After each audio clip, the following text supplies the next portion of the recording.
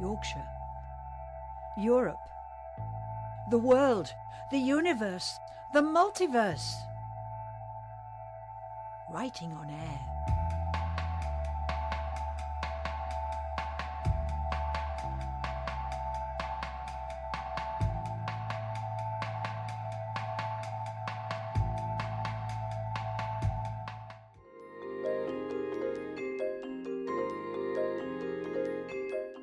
The road to hell is paved with adverbs. So said Stephen King. What do you say? Writing on air from Chapel FM.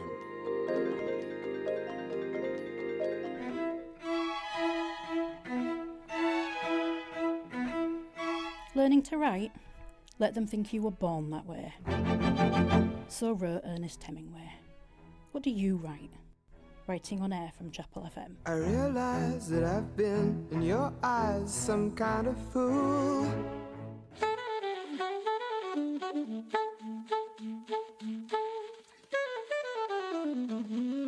It's George Harrison here. Look, if you want me to say writing on air from Chapel FM, I'll say it.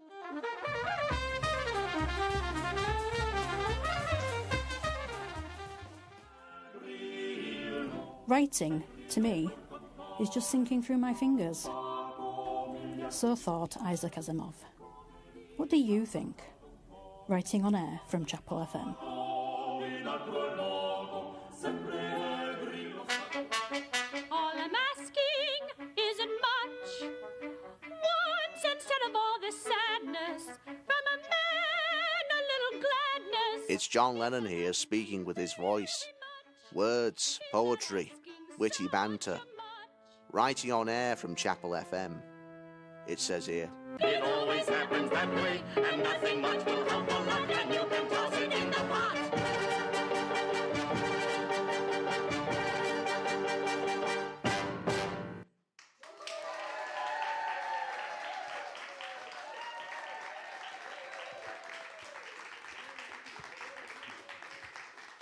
So, good evening. Yes, that was a collage of writing on air jingles going back a few years.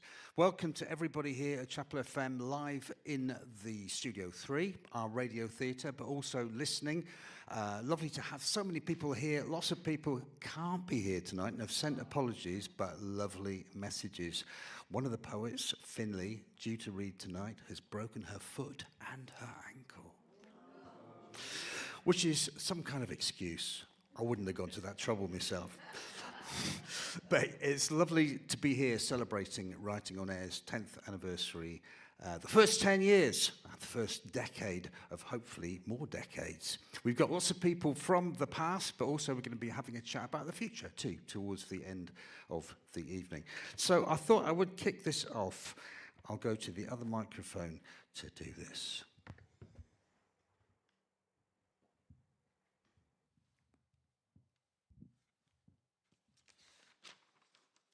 So I thought we needed a creation myth for Writing on Air. So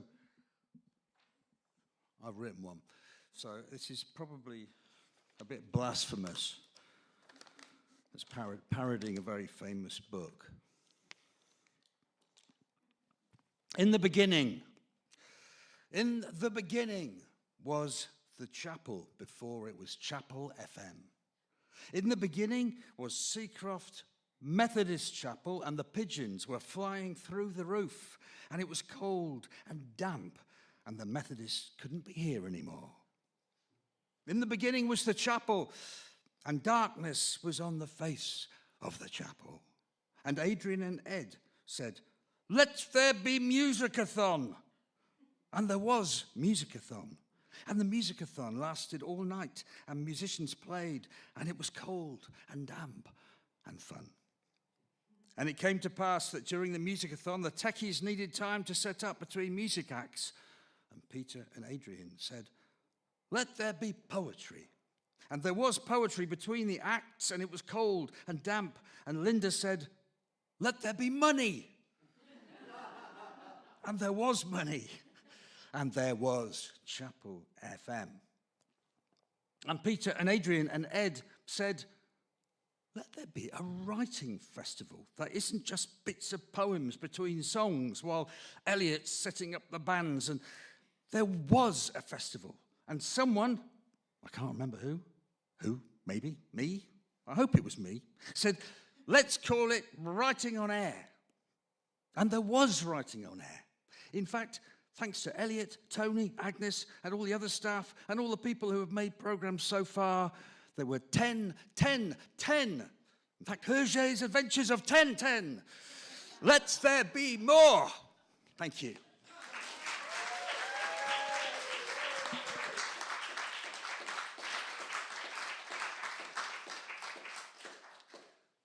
Thank you. So somebody who was there right at the very beginning was Mr. James Lewis Moran. Give him a round of applause.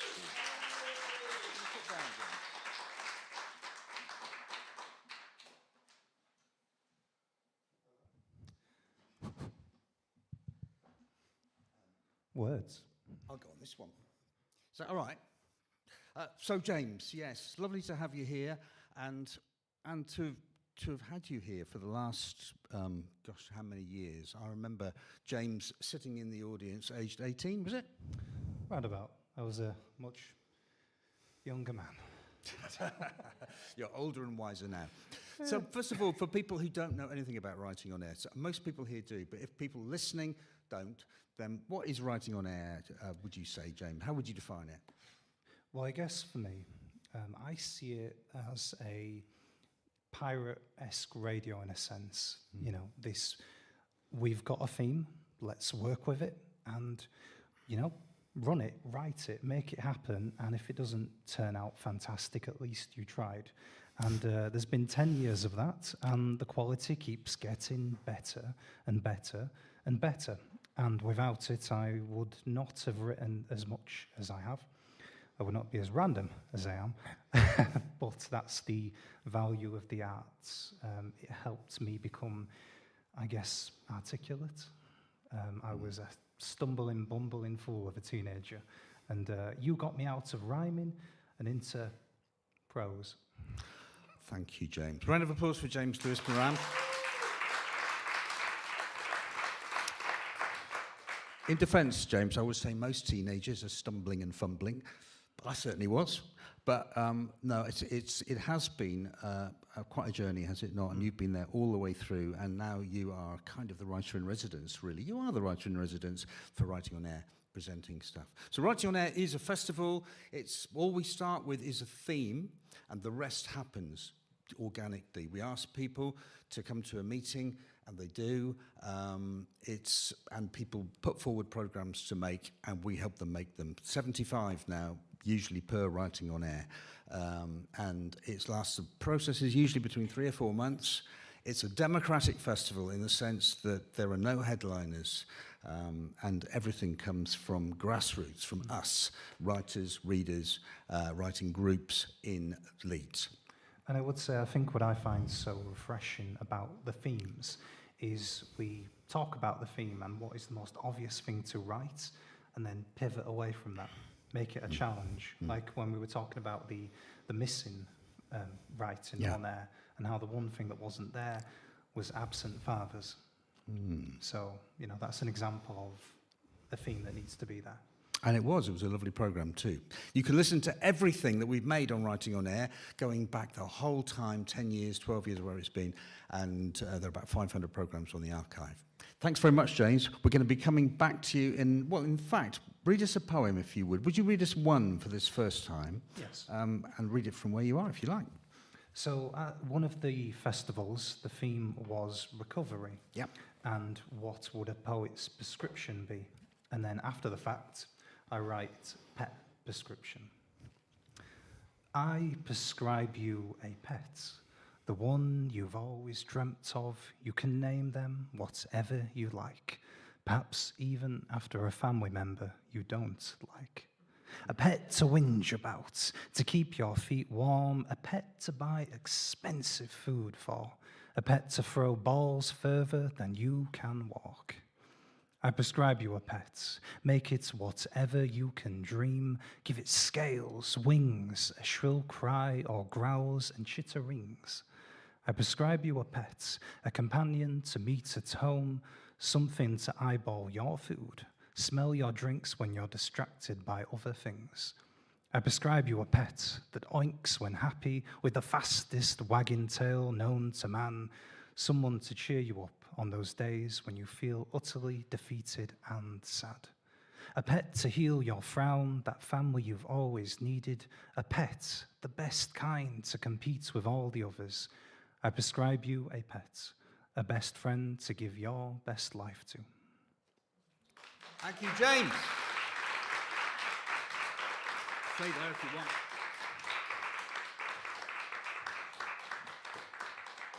So we've got some poets who are going to be reading. We've got some musicians who are going to be playing theme-related material, and we've got some chats like we just had with James. We're going to have, it's a game of two halves, so we're going to have a little interval in the middle. But first of all, our first poet, I'd like to welcome Mark Connors to the stage. Give him a round of applause, please.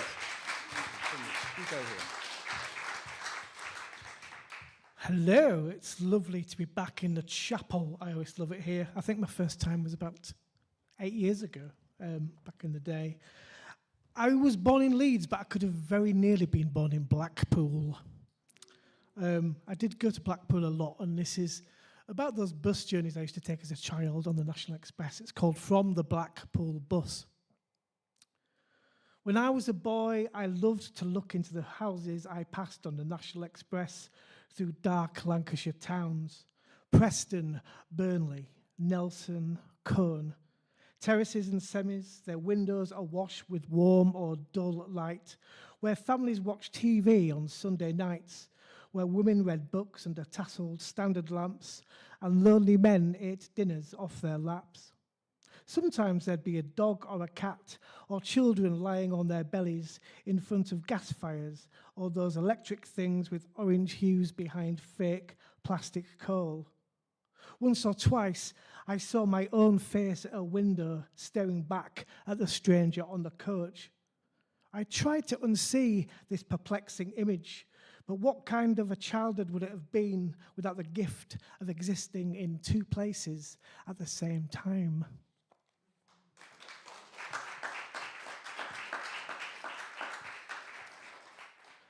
I'm going to read my poem from Threshold, the anthology from last year, Writing on Air. And this is a bit of a strange one about health concerns and travel plans.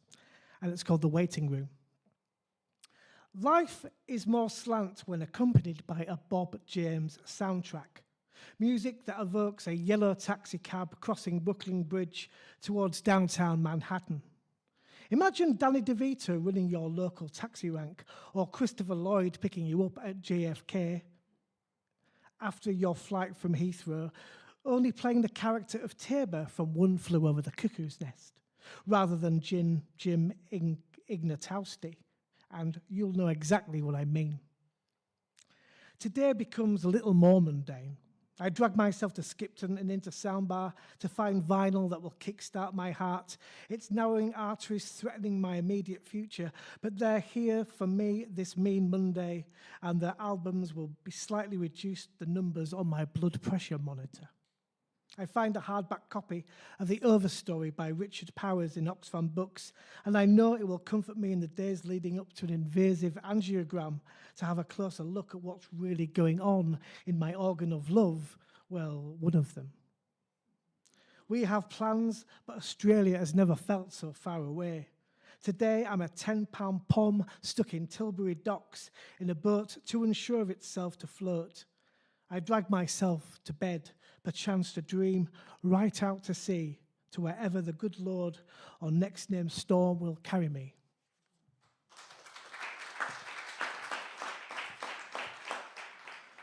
I've been teaching novelists to write novels for about 7 years now, and one of them got a 3-book deal with Simon Schuster, a 30 grand advance. I was delighted for her, but also a bit jealous because I didn't. So this is about that kind of thing you have to deal with. But I couldn't write about her because she's so lovely, so I turned him into a man. And this is called It Couldn't Happen to a Nicer Bloke. He's been attending my class for over 2 years. Such a joy to watch his novel take shape. First draft, then second, no cliché spared. Reader ensnared by a chiselled denouement. I even helped with a synopsis that land a hungry agent, and we did.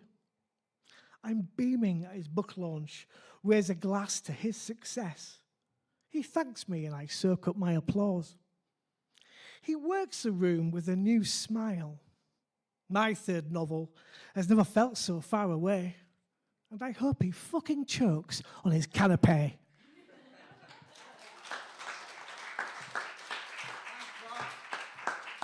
Mark Connors.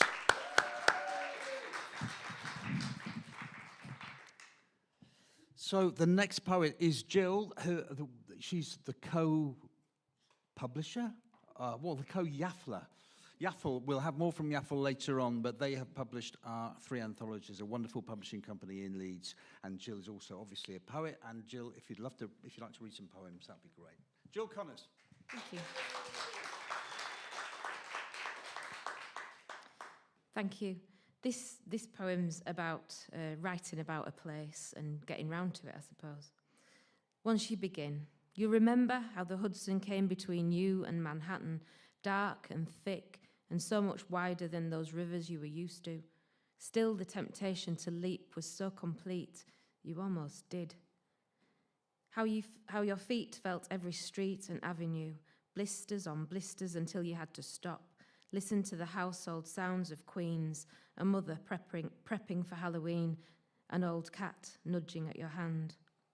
Once you begin, you'll think of silver sprouting from an island, a train from Boston that brought you back to New York talk that never stops, the smell of weed, the city streets.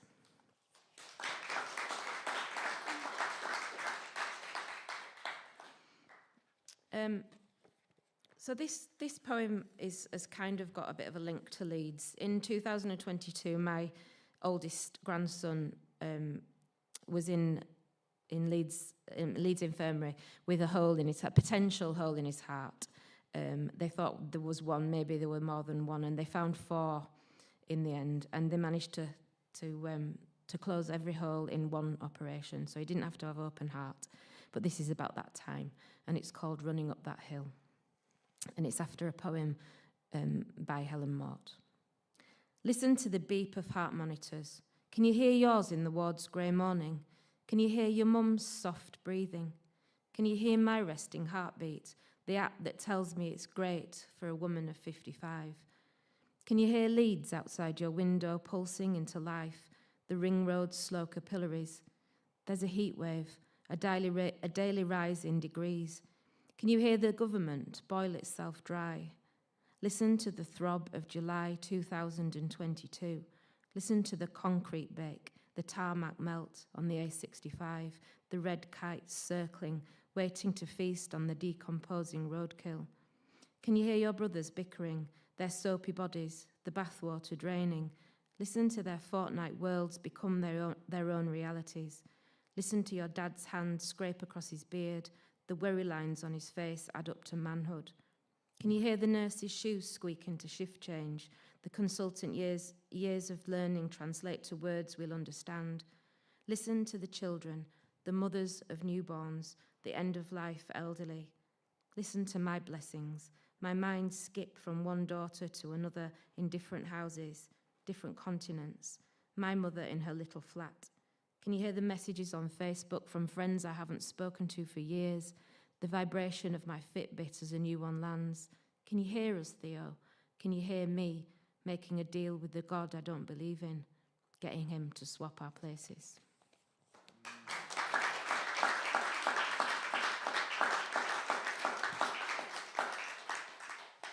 So Theo now lives in Australia, and this is kind of this poem from this year's Threshold anthology is about the feelings that you have getting ready to go over to the other side of the world to see them. It's called Edges. She's felt like this before, at the same time scared, excited, staring out into a new month, looking both west and east, as if there was a choice. All her birds have left her, with their fluffed up feathers, their downy wings all straight now, gathering potential and heaving themselves into flight. But she remembers how once she held their devotion, how the air, alert with what was to come, crackled with their singing. Her breast was a safe place for flying into hiding. Now she feels her body's pull towards them on the edge of a continent. She opens her wings and launches into nothing. Thank you.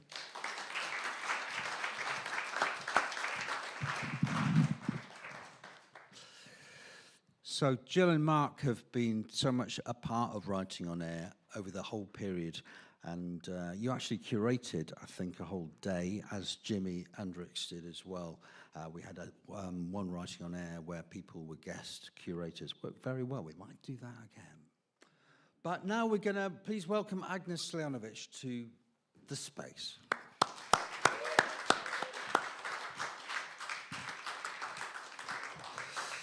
So since Agnes became head of broadcasting, it's been a joy. I mean, other people have held the post, but Agnes has just thrown herself into it so profoundly, and it's been a wonderful thing. And Agnes also is a brilliant singer, so she brings all that as well to Writing on Air, and we've started this kind of improvisation thing. Mm-hmm. So we're going to do something for you now. Agnes is going to sing. I'm going to play the piano. We haven't rehearsed it apart from the sound check. We did about 2 minutes.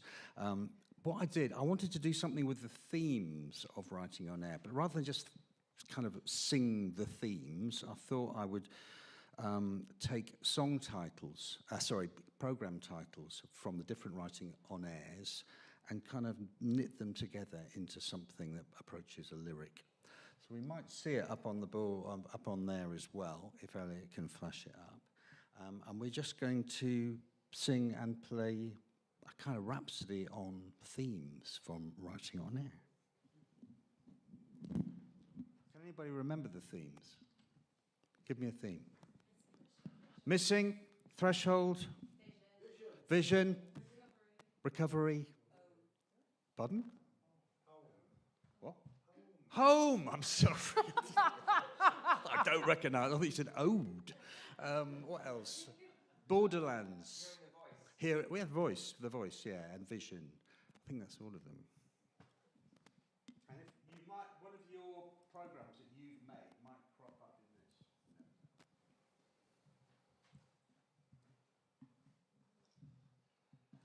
You ready, Agnes? I am. Are you ready? I think I am.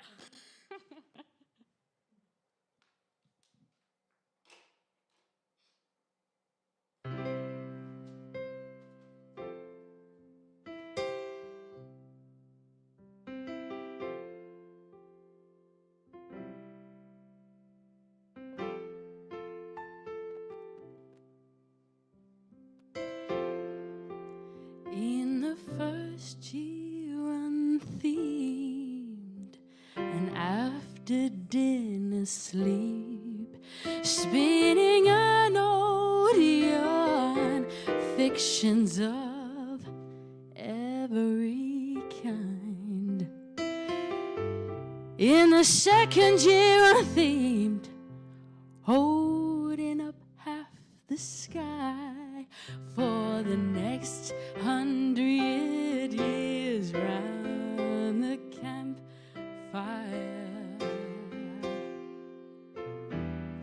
But in the borderlands, once upon a time, Linda says war on our doorstep.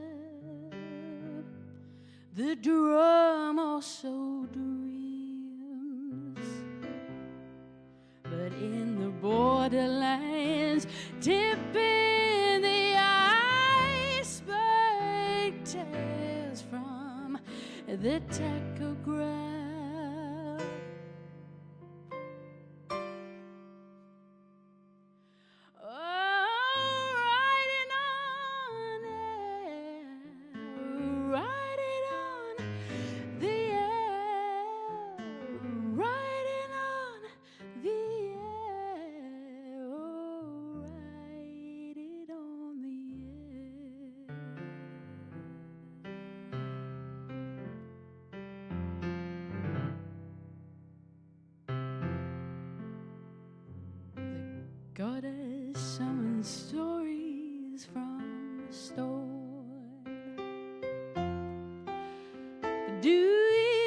want an apple to ship a dream. The world in a grain of sand, it's a miracle the way we sit. I am the landscape. Mirror, mirror, melody in the darkness. Who sees, who says no? Who sees, who says no? But at home in Leeds, going to the devil, singing in Jerusalem till we can see the sky. Home and belonging, but at home in Leeds, lifting the lamp in Grandma's kitchen. On, riding on, yeah. Oh, riding on, and oh, riding on, yeah. Oh, riding on, yeah. Missing me, dear, missing pieces in a Norwegian summer, missing in action and parting the ways. It's a difficult conversation. I miss you, spaghetti, poetry and poisons, what ifs and maybes. Change now, dream catcher. The silence of aloneness, the silence of aloneness. But I have an answer, sort of, some elegant solutions. Taking the sun, the moon, the stars over the threshold when poetry takes wings. No, no, no. Oh, this place to all places linked, changing the narrative, riding on it, riding on.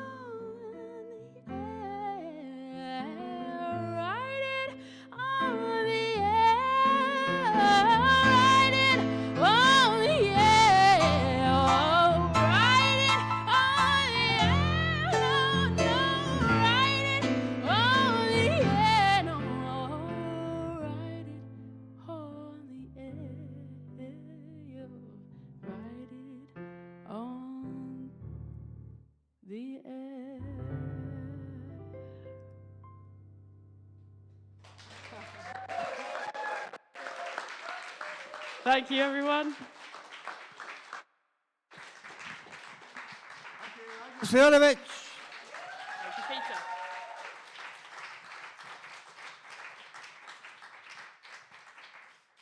We're going to hear a couple of minutes of highlights from Writing on Air going back a few years. See if you can recognize, no prizes, but see if you can recognize any of the voices we're going to hear.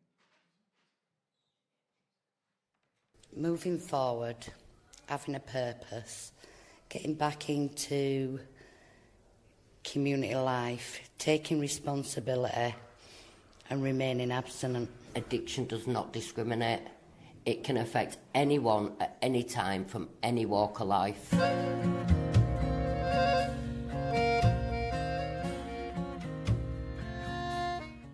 It was just, I remember so much. I remember doing the kind of 24-hour radioathon stuff, and I think I volunteered for or you gave me kind of maybe 2 or 3 a.m. in the morning.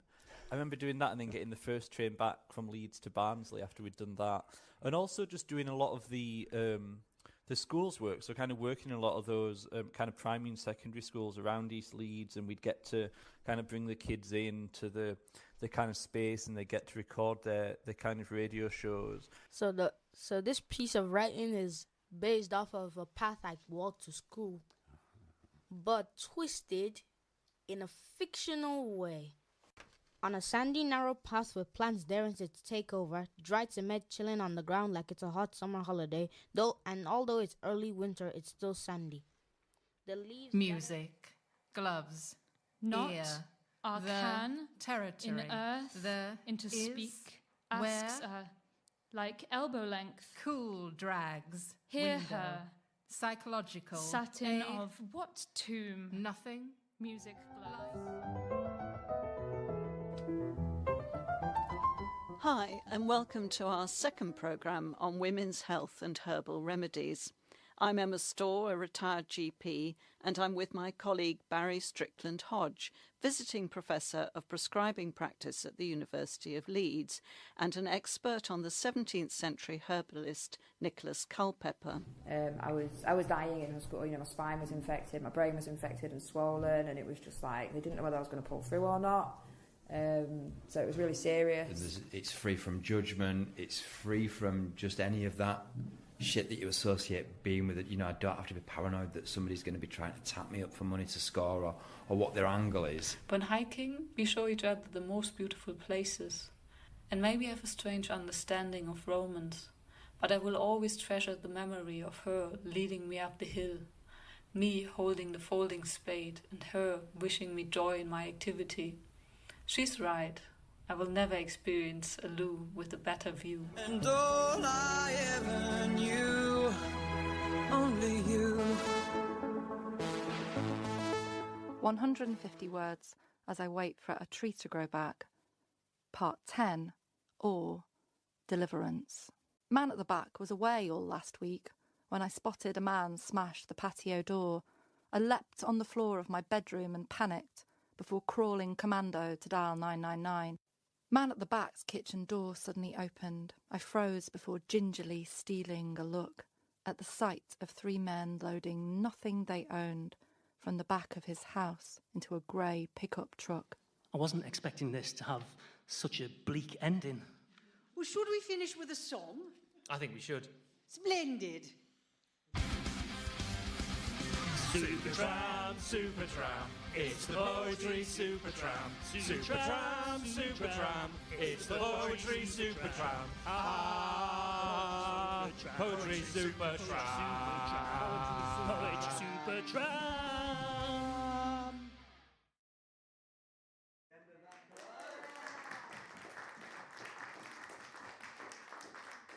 So, anyone recognise anybody off that? Go on then, let's hear him. Tallulah, yeah, Tallulah's not here tonight because she's in Corfu with her family, poor person. But anyway, yeah, she's a creative, she was a producer, assistant producer in the last couple of years. Fantastic poet. Anybody else? Joe Williams, just now, yeah, in Poetry Supertramp. Not Supertramp, Supertramp. Anybody else? Two? Emma Storr, yeah. See? I could have been, yeah. I don't remember if I'm... Yeah. Pamela Crowe, absolutely. And did anyone recognise Lynn Schiffman from Dortmund, who Dalton has worked with? And Lynn is, a lovely poet, come over here, worked with Dalton Harrison, who's here, I'm going to read later on. And we've done a lot with our sister cities, Dortmund, particularly, but also now with Lille. So, yeah, all that came into it. First of all, this time, we're not going to hear any more highlights for the moment. We're going to interview some people.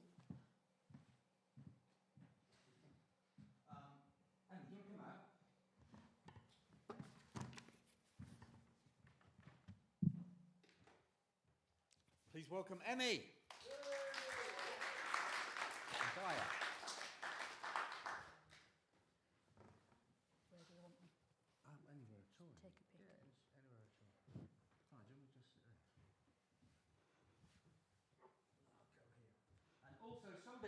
Somebody who never gets interviewed, but who has been absolutely integral to Writing on Air all the way through. But behind the scenes, we're going to please welcome Mr. Elliot Moon.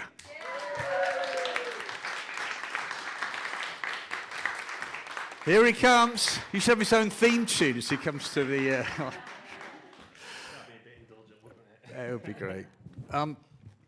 So, yeah, I mean, just introduce these lovely people. Gaia has just come to Writing on Air, really just this year, very new, but going to be talking to Gaia about that experience. Emmy has become really, you and James are the kind of steering group really now for Writing on Air.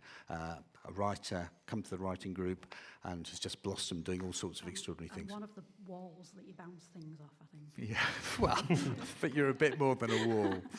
And Mr. Elliot Moon here is, introduce yourself, Mr. Elliot Moon. Well, I help Peter Spafford on the Writing on Air Festival, spend mainly countless hours recording with you and setting up all these sort of back-end stuff, which is the sort of invisible task, but it's a lot of fun to do. And is this the first time you've ever actually been interviewed on a programme in front of an audience? Probably in a long time. A round of applause, please, from Elliot Moon! Yeah, let's come to you first of all, Elliot. Yeah. So what is the Writing on Air Festival for you? I mean, do you enjoy it, first of all?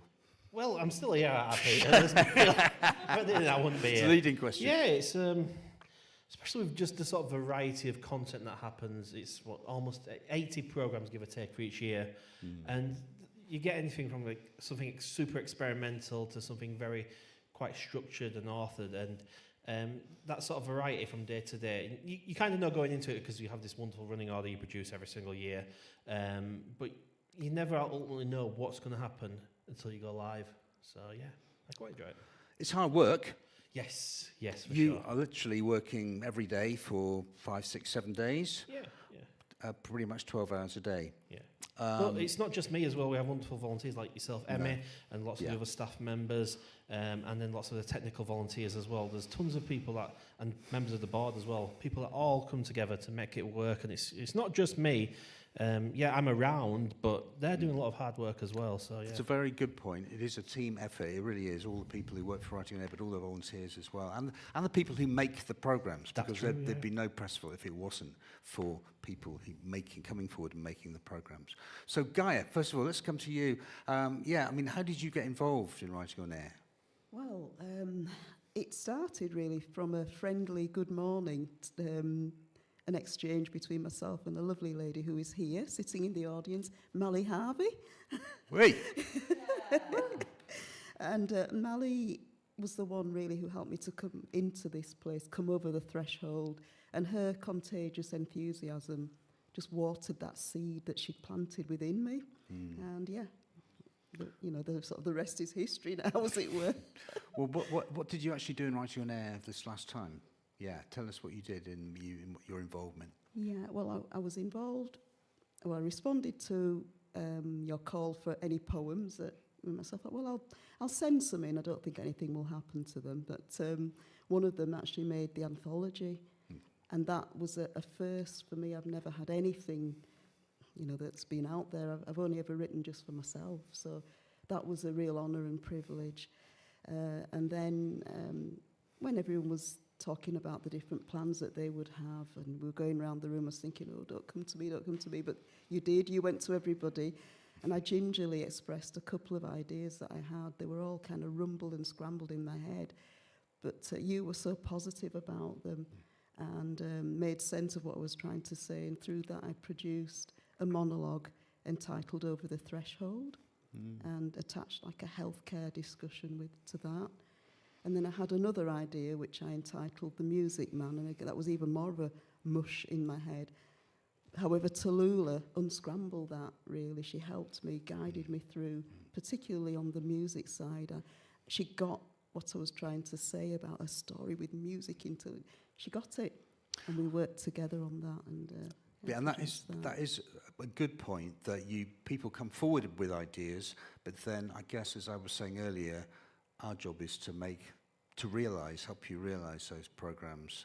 The thing that you hear in your head, we want to make happen. So yeah, that's one of the joys of this thing. It's a lovely thing to do. Emmy, thank you very much, Guy. We're going to hear some poetry from you in a minute. Emmy, how did you get involved in all this, and what do you feel is your role now within it? Sorry, that's a terrible question. Nothing like putting you on the spot, is there? You know, I became involved. I came to Chapel thanks to some therapy that I was doing here. They recommended Peter's writing group, and Peter's writing group recommended writing on air. That first writing on air was the most terrifying thing I have ever done in my entire life. And I tell people quite honestly that I nearly threw up on my shoes when I was reading my story, and it's not even an exaggeration. What was the other question? Well, I mean, you've been involved. You picked one of the themes, actually, with your, I think it was recovery, wasn't it? Yeah. That was your idea. But, I mean, you and James Lewis Moran, I think, have been so important to me and to the team in terms of just being our kind of, sort of conscience in a way, and challenging us, coming up with things we could do better every year. James always makes a long list of things that we could do better every year, and that's so valuable. But also, just the way you've thrown yourself into it, it's just been absolutely brilliant. And I think Emmy also said recently, all that social stuff that happens in writing on air, everybody gets together and talks. Writers are, famously kind of isolationists and like sitting on their own in their garret. But, so many people just get to meet and talk. They always did, even in the old building, actually, in Boggart Hill, now, downstairs over soup or whatever. And Emmy recently said to me, we should do that all the way through the year, not just in writing on air. So now there is... We run the Writers Anti-Social, which is like the perfect name for it, because that's what we are. Once a month, the last Sunday of the month, 6:30 while 8, and you can come and you can have a slice of cake and a cup of whatever your preference is, and just chat to other writers. And there are writers, editors, publishers, songwriters, proofreaders, as many different people as I can possibly cram into the hall downstairs.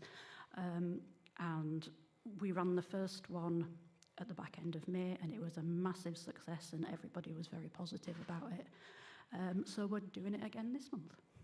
So if you're interested, come to the Writers Anti-Social on Sunday, what would it be? The 28th of June. Yeah, 6:30 p.m. Yeah, absolutely. We're going to hear some poetry from Gaia, we're going to hear some poetry from Hannah, and we're going to hear some songs from Nikki Bray, and then we're going to have a bit of a break. So thank you. Please say thank you. Thank these wonderful people here for... Thank you, Elliot. Thanks, Emmy.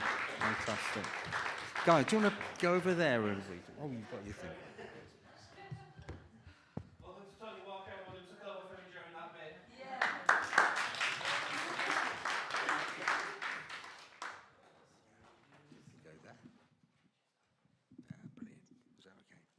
Thank you.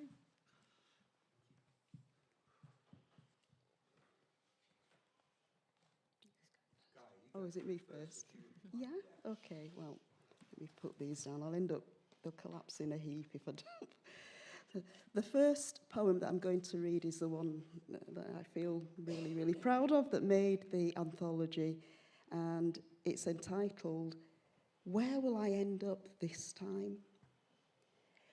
Where will I end up this time? Stirring of emotions, feelings sublime. It doesn't even have to rhyme. Thoughts coming from inside, verse after verse, line after line. Sometimes it's a gateway to what's going on inside. Excuse me.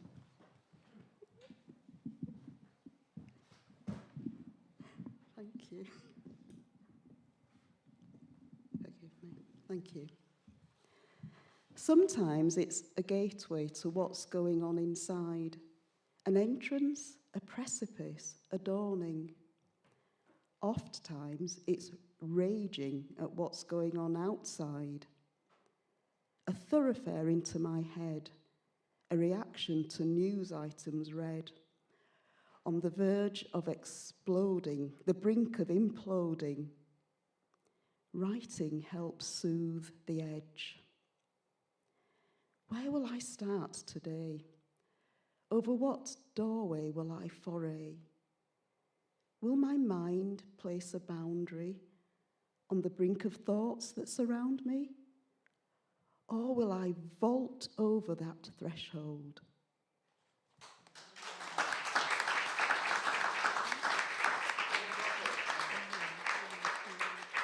Okay.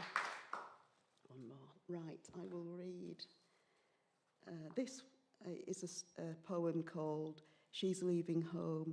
I was actually involved in Mike Bainham's fabulous idea of bringing together poets from around the world, and it was called Other Tongue, Mother Tongue, a quick plug for it because it's two excellent sessions that were produced. And in the middle of collaborating with them, one lunchtime, this poem just came out of somewhere, I don't know where really, and it's kind of based on snippets that my mother told me about her arrival, her leaving home in the Caribbean and coming to the UK, and coupled with my imagination as well. And it's kind of written from her mother's perspective and from her perspective. She's leaving home. She's leaving home tomorrow. She's overjoyed. We're full of sorrow. She's leaving home tomorrow. Doesn't know we had to borrow so she can have a better tomorrow. She's leaving home tomorrow, all ready for the trip, deciding last minute what to pack in her grip. She's leaving home tomorrow, what to take, what to leave behind. How can she possibly know? She's leaving home tomorrow.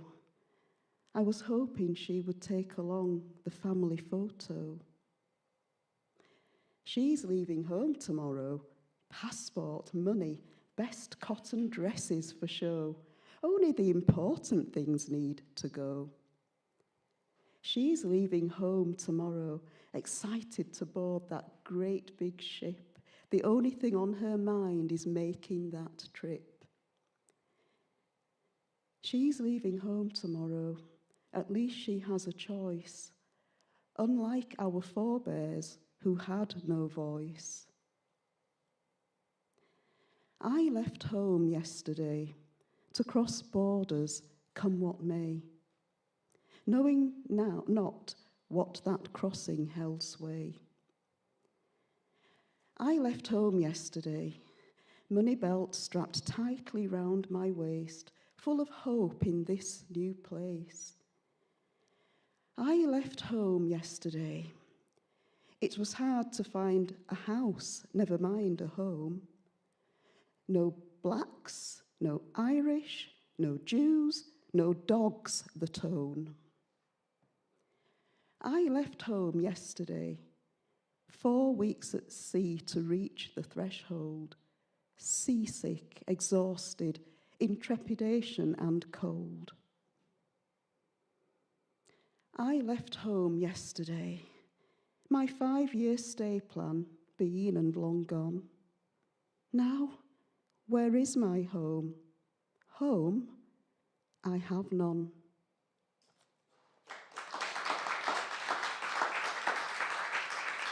Gaia Sequoia.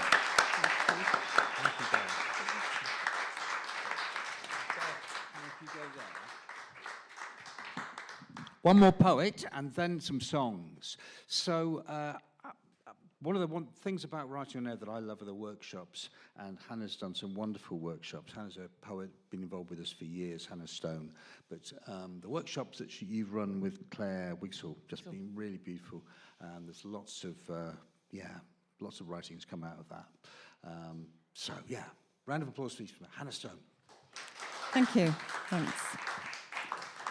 It's lovely to read after Gaia because I've chatted to her a lot at these festivals, and she was in some of my workshops, and it's really amazing to hear the beautiful poems she's written. This is mine from the Missing anthology, and as they say, this did really happen. The Yellow Pencil. Caller, is he violent? Only in his own mind. He has apologised to the tree he headbutted on his way to find help. He loves trees. He loves ants and birds and flies and beetles. We say hello to each of them that traverses the scorched grass we sit on as we wait. Caller, does he have a weapon? He has some sections of a poetry book. He has a litter picker and a flask of herbal tea. He has a pad of paper and a case full of pencils. The yellow one is his favourite and is worn short. I guess in the wrong hands these could be dangerous. I like the past less travelled, he says. Jenny kissed me, he smiles, as tears roll down his chin.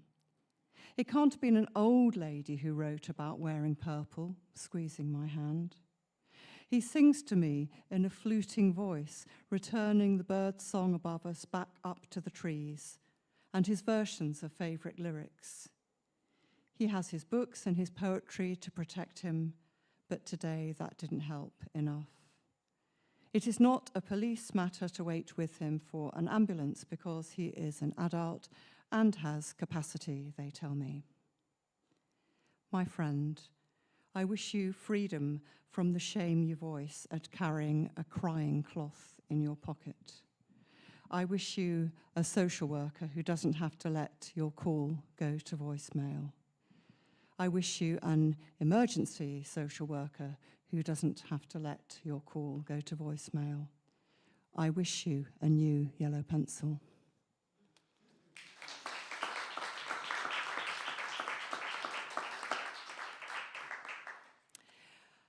And for Threshold, I submitted a series of haiku about my father, and I realised a few days ago that this week in June, I'm pretty well equidistant between the anniversary of my father's death and that of my sister nearly 50 years ago. So this, I might get a bit emotional. Anyway, these are haiku. My dad was really, really keen on music, and one of the things I love most about the chapel is the way it brings music and poetry together. You are nearly there. In the long green womb of overwintered broad beans, seeds begin to swell. Cow parsley fringes the lane beside the station where I catch the train. Walking alone routes we used to take together feels quite normal now. You have almost left, though your body still lies here in a bed with rails. Skin sags from your bones, unplumped by flesh or muscle, busy hands wasted.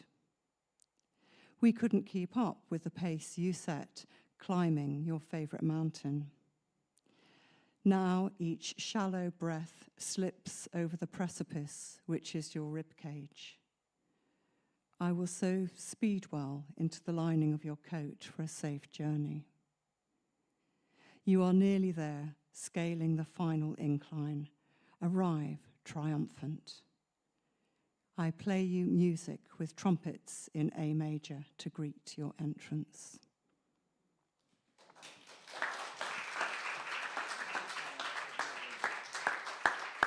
I'm going to change around.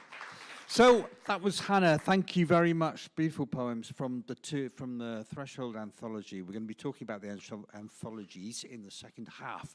We're going to have some music now from the wonderful Nikki Bray, who organises every year Tower of Song, and she'll tell you about that, I'm sure. So are we going to change over with music, or are we okay?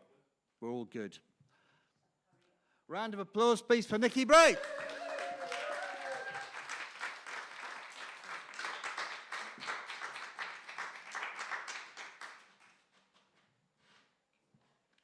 I haven't got a suitcase of props with me today, so hopefully it won't be too long setting up. So I co-host with my very good friend Carl Flattery a monthly themed open mic for songwriters, original songs only. And so when the wonderful Joe Williams, whose dulcet tones we heard earlier on, put me in touch with Peter to say, oh, there's this amazing festival, you know, you should get involved with it, it's themed. We jumped at the opportunity. So I think we've done 5 or maybe 5 writing on airs now. We've had a special Tower of Song show. We've been very warmly welcomed, and we've loved being part of this incredible festival with all you wonderful people. It's a real honour to be part of this wonderful bill today. And I'm going to play a couple of my songs on writing on air themes. The first one was the first Tower of Song show that we did at a Writing on Air, and the theme was vision. And this is a little bit autobiographical because it is about, I mean, there's a lot of kind of stories and songs out there about people falling in love with people that they look up to, so kind of doctors, therapists, teachers, that kind of thing. But there aren't that many out there about opticians who give us the gift of sight. So, you know, that's quite and get very close to our faces when they're looking in our eyes. So I thought, well, that's a bit of a gap in the market. I was in a band with a very good-looking optician in my younger years, and we did have a bit of a kiss one night. So yeah, a lot of it's kind of true. So yeah, here we go. It's called Love at First Sight Test.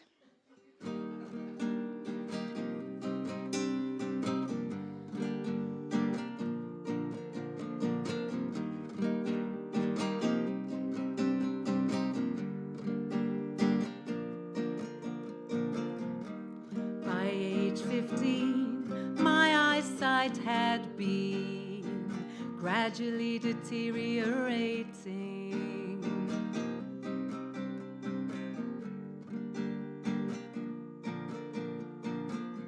Life was a blur, but nothing could spur me into investigating.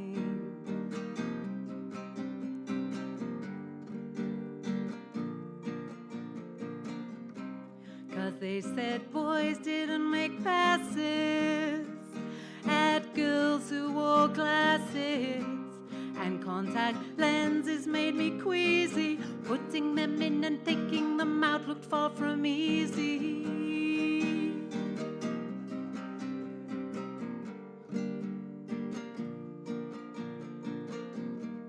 Then one day I made my grandmother cry when right past her in Astor I walked on by. And then I knew I could no longer fight it. I was mightily short-sighted, and on hearing my admission, my mother marked me off to the optician. I would have gone sooner had I realized the optician was a vision in white, a serious sight for sore eyes. Yes, I'm in utopia as you assess my myopia. Without derision, though my vision's getting ropier. It was love at first sight, and I hope you might invite me to elope with you. When you entered the room, my senses awoke, finding myself alone with you and your ophthalmoscope. I felt my temperature rise as you peered into my eyes. My heart skipped, my knees went weak at the caress of your breath upon my cheek. You asked me to read the smallest row of letters I could see on the charts. Well, here's the bottom line. You have captured my heart. Oh, yes, I'm in utopia as you assess my myopia. Without derision, though my vision's getting ropier. It was love at first sight, and I hope you might invite me to elope with you. I came back a week later at your request, anticipating your love for me would be confessed. You smiled to reassure me and gently leaned towards me, and I closed my eyes, waiting to feel your lips on mine. But when I opened them again, suddenly I could see things clearly.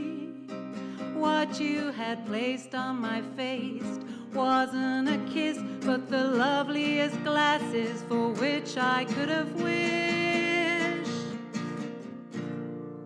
I'm not sure if I'm going to be able to see through these, so I might take them off again, but just for effect. For people that are listening, I have some beautiful glasses on, so yeah. Yes, I'm in utopia now. You've addressed my myopia. Without the blight of short sight, I'm less mopia. And if love is blind,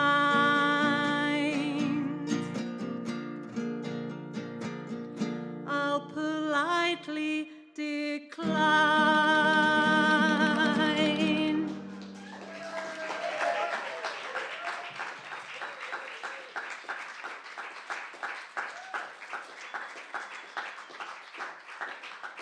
Thank you. Well, you're always such a gorgeous audience, and the sound in this room is amazing, which is due to the space and Elliot and his tech team, obviously, so thank you as ever. And to make more use of the tech team, I'm always a pain in the bottom because I'm like, oh, I've got 2 songs, but they're all on different instruments, and I've got costume changes and loads of props. So, so for this one, this is a song. It's not actually the one that I played at the Writing on Air on Missing, but it is a song on the theme of missing because so when I grew up, I didn't have like a proper pet like a cat or dog. I needed a prescription from James. That's what I needed. I had hamsters, which were a bit of a poor kind of replacement really, and I really wanted a cat, and I had this kind of book called The Wonderful World of Cats, and I used to look at the pictures all the time. And then I became an adult, allegedly, and got cats with my partner, and we had cats for years, and then the cats died, and then we had 4 years without cats. And during that 4-year period, which is the length of time between 2 international football tournaments, so it's a long time to wait, I wrote this song. I keep saying cat instead of other words, just say cat. So it's about missing having a cat, wanting a cat, but particularly wanting a cat with a human name because they're the best kind of names to give animals. So, which I think James mentioned as well. You mentioned about cats with human names. Yeah, like there's a brilliant one on a rescue page that where we got our cats. Allerton Grange Rescue, just to shout out them. There's a cat called Colin at the moment. So please, if you need to adopt a cat, get Colin housed. So this is called I Wish I Had a Cat Called Barbara. And we're going to have the music video behind me as well, so I have to not look around and get distracted. So I probably won't move much myself because hopefully you'll be watching the video. But yeah, so this is called I Wish I Had a Cat Called Barbara, true story.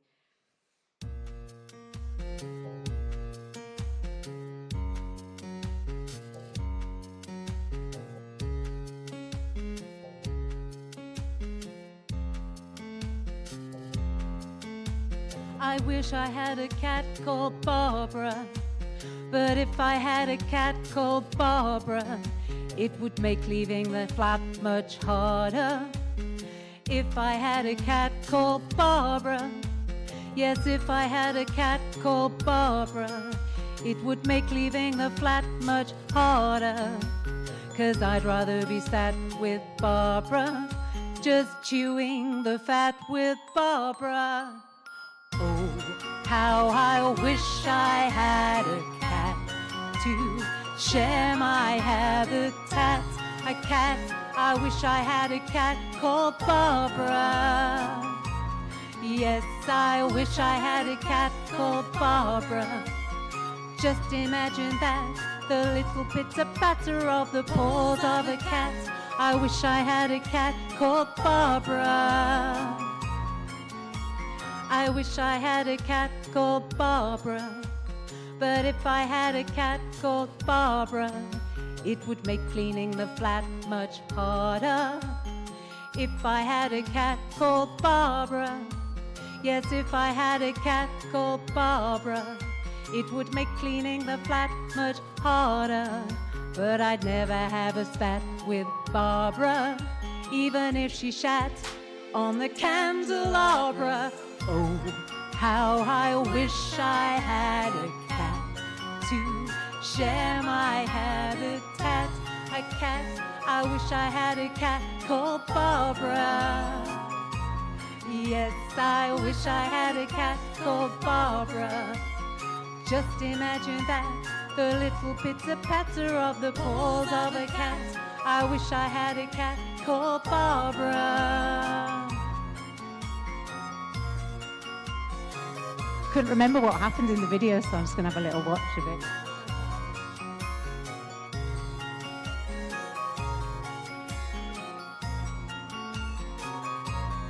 One morning at the crack of dawn, rat-a-tat, someone at my door. I thought, who could it be? I'm not expecting anyone or a delivery. And there in a basket on the mat, she was sat, a shining apparition of a cat. And that was that I had a cat called Barbara. Now I have her, now I have her, now I have her, Barbara. Though it's so tiny in my flat, no room to swing a cat, I would never dream of doing that to my cat, my quite delightful cat called Barbara. And it's so cozy in my flat, although the thermostat has been turned down. Now, snuggled in my lap, there's a cat, a quite delightful cat called Barbara.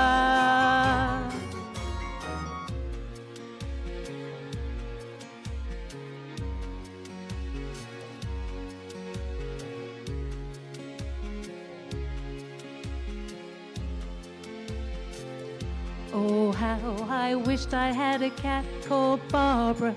So now it's bliss to have a cat called Barbara. And we hardly ever venture farther, except for intermittent trips to Scarborough. Thank you. Oh, that's my cousin's cat, who after he died, they found out the whole neighbourhood knew Barry the cat, and he used to hang out with everyone, and they got on the radio and everything. So clap for Barry the cat, everybody.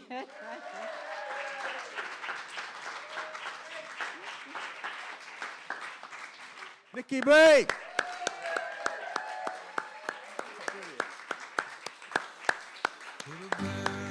So we're going to have a very short cat interval now. 10 minutes. 10 minutes. 10-minute cat.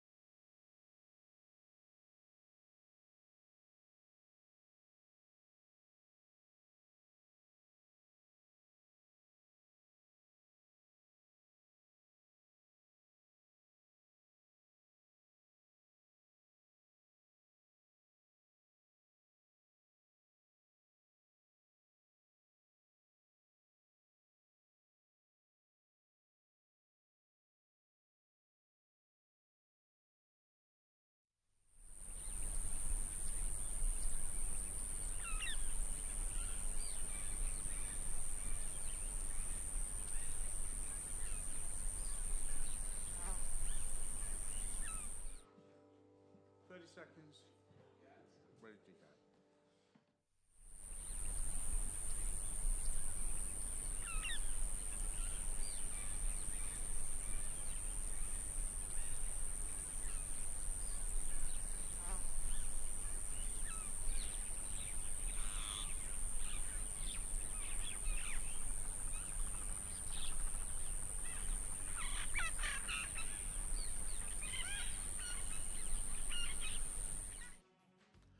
So, good evening and welcome to the second half of Writing on Air, the first 10 years.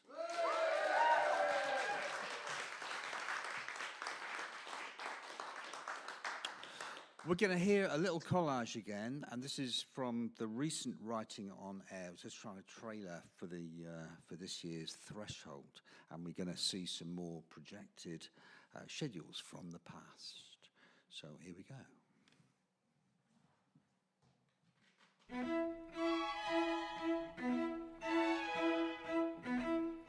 Learning to write? Let them think you were born that way. So wrote Ernest Hemingway. What do you write? Writing on Air from Chapel FM. I realize that I've been in your eyes some kind of fool. Shakespeare once said, "If music be the food of love, play on." Actually, what he should have said was, "If music is the food of love, play on." Get your grammar right, Shakespeare.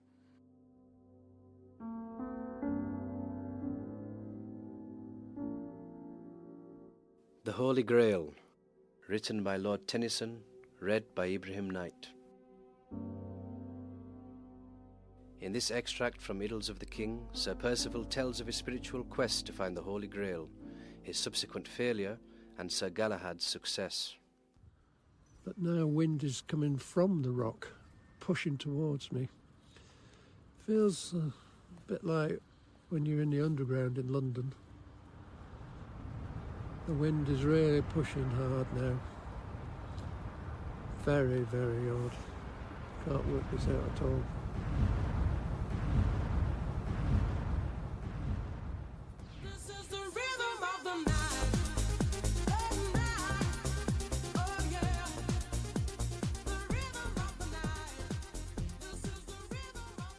They said I'd never leave. They said I'd die in Wakey, with glitter in my roots and Donomy in my purse. Like the town had me stitched in, like a label you can't rip out without bleeding. But I did. Okay, so this poem was about my mom. I really never knew her life. I thought she had a pretty nice life, like my dad, because they met at different places, and but she had a really hard life. So I just wrote about it. Yeah. I thought she had the perfect life, a home with love and peace, but I never knew anything until she told me. A home with pain and suffering, a child who had no father, a daughter who had a sick mother, a sister with siblings who died of accidents. Made to move homes from time to time, made to live with relatives who didn't care, made to play alone, made to survive alone, no support, no love. I want you to remember this. Being out of your depth can be a good thing. It can even be the best thing. If I'm not sure about something creative, I ask myself, what would David Bowie do? Well, lass, you should always get a little further into the water than you feel capable of being in. And when you feel that your feet aren't quite touching the bottom, you're just about in the right place to do something exciting. Thanks, David Bowie. Your voice is a bit different. Is this a new persona? I've gone back to my roots.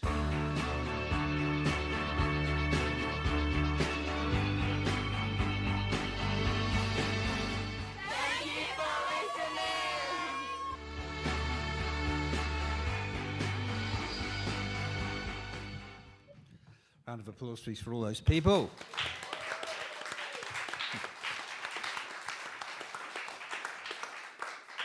Anybody recognise anybody? Tim Brooks. Tim Brooks. Faye Marshall. Faye Marshall. Laura Graham, yeah, fantastic.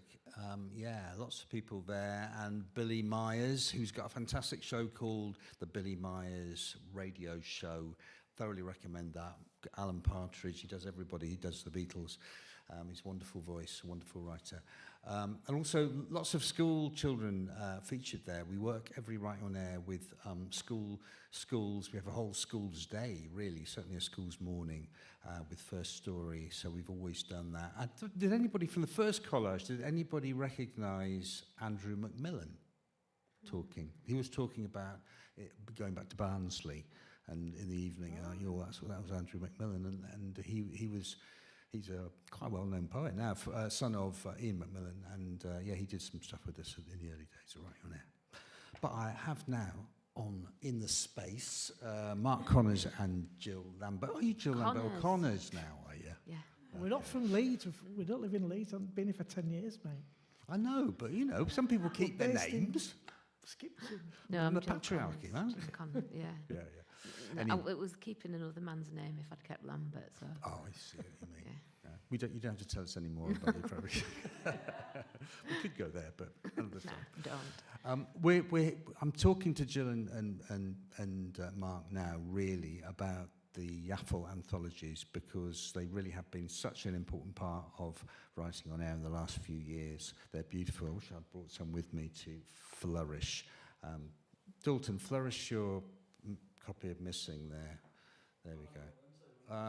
Yeah, flourish them to the people at the back as well now. Do a little twirl if you wouldn't mind. Yay! And there's another as well. Tell us first of all, Jill, about Yaffle. So Yaffle are at the moment a poetry publishing company. We publish local poets and international poets. We've published somebody in Germany. We're about to publish somebody in Australia. But lots of local poets. We've been going since 2018 and sort of gone from strength to strength, really. We feel very proud of what we do. Our whole ethos is kind of family, and so we don't just publish you and send you out there and leave you to it. We give you a launch, and we hope that we keep sort of the conversation going until you want to publish something else. Yeah, really care deeply about poetry and local poets, and you've done incredibly well. But and the anthologies are a real, as I say, a real fantastic enrichment, really, of the Writing on Air process. So it comes out, we put out an open call in the summer usually, and we've had 100 people published in here, many for the first time, rather like Gaia. You know, Gaia hadn't been published before and was in the last one, and it's been a great thing. So, Mark, tell us, how have you built that success, really? It started in lockdown, didn't it, really? It started between me and Mike Farron originally, and he approached me. I'd been working for Half Moon, so I was already in publishing, and I wanted to set up something else, and I had this Yaffle idea. And really, it just kicked off from there, and lockdown was actually quite quiet. But after lockdown, we really went for it, and we published quite a lot of books. We published our 50th Yaffle book last summer, and we set up Yaffle's Nest, which Faye's published by, which is a course where people come on a course for a year and get published after they've done that course, and we edit as we go along. So we're about 80 books in now, in total. So we'll probably hit 100 next year, I would imagine, which would be... So the anthology, being part of Chapel FM, of Writing on Air, how does that sit within the Yaffle philosophy? Well, ever since I met you, you've been there since the beginning of my journey. When I used to do Twitter fiction, right back in the old days on Ask It Drive. So I've always found anything to do with Chapel enormously helpful, and you've always put me on the radio, and I've got a good face for it. Writing on Air, we're involved curating that day. And I can remember the Saturday was really snowy, and I was going to go, but we had Malika Booker on and Ian Duig, so I forced everybody to stay. I wouldn't let them out of the doors. But then they had to battle blizzards, and some people got stuck in the snow going home. That's So true. I think I overcreated. I don't think you realise that there's a hill coming out of Seacroft until you've got to battle up it in the snow. In the snow.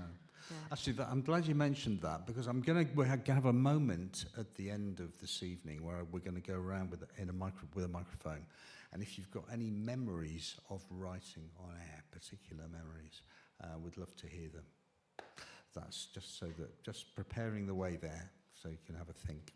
But and Jill, you do now all what used to be called typesetting. I don't think it's called that anymore, is it? All the layout and everything like that stuff. Yeah, I think it is. I still call it Is it? typesetting. Yeah, Yeah, we do. Mark started doing it now as well, so he knows now that. Like he said to me, did you not see that? That and well, in typesetting is different from editing, and now I think he probably gets that, although he probably thinks he edits as he's typesetting as well. But yes. I really enjoy it, actually. I didn't think I would. It's something that I've grown to enjoy. Well, yeah, Jill and I in the last phases of Threshold, this recent one, we probably had 4 or 5 versions batting forward with a comma missing there, or somebody's word drifting over to the following page, and that's what you do, which is a beautifully finessing job. Mm. So thank you both. And are you on for the next 10 years? Yes, definitely. Yeah. We've got another little imprint we're working on as well. Something else we're planning with another sort of creative partner in the future. Mm. So we've got a little imprint. Well, it's just. Hope it's not another festival. Another. Oh, there'll be festivals all over the shop. Yeah. Oh well, but if you don't want to tell us about it, you can tease us. Thank you very much to Jill and Mark. Thank you.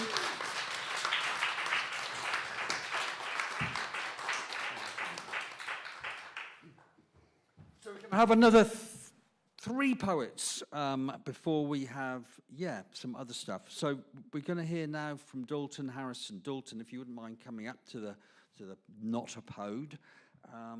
Dalton's been involved. I'll tell you what. You go there. I'll go here. Dalton's been involved from very early on with Standfast. You want to say something about that? I think it was. I want to say it was in 2020. I want to say I think it was the first one. Well, the first one was back 2016. So it was about 2020, not the first one. Right. No, because we sort of the Standfast is basically people that have been affected by the criminal justice system or people that have been in prison.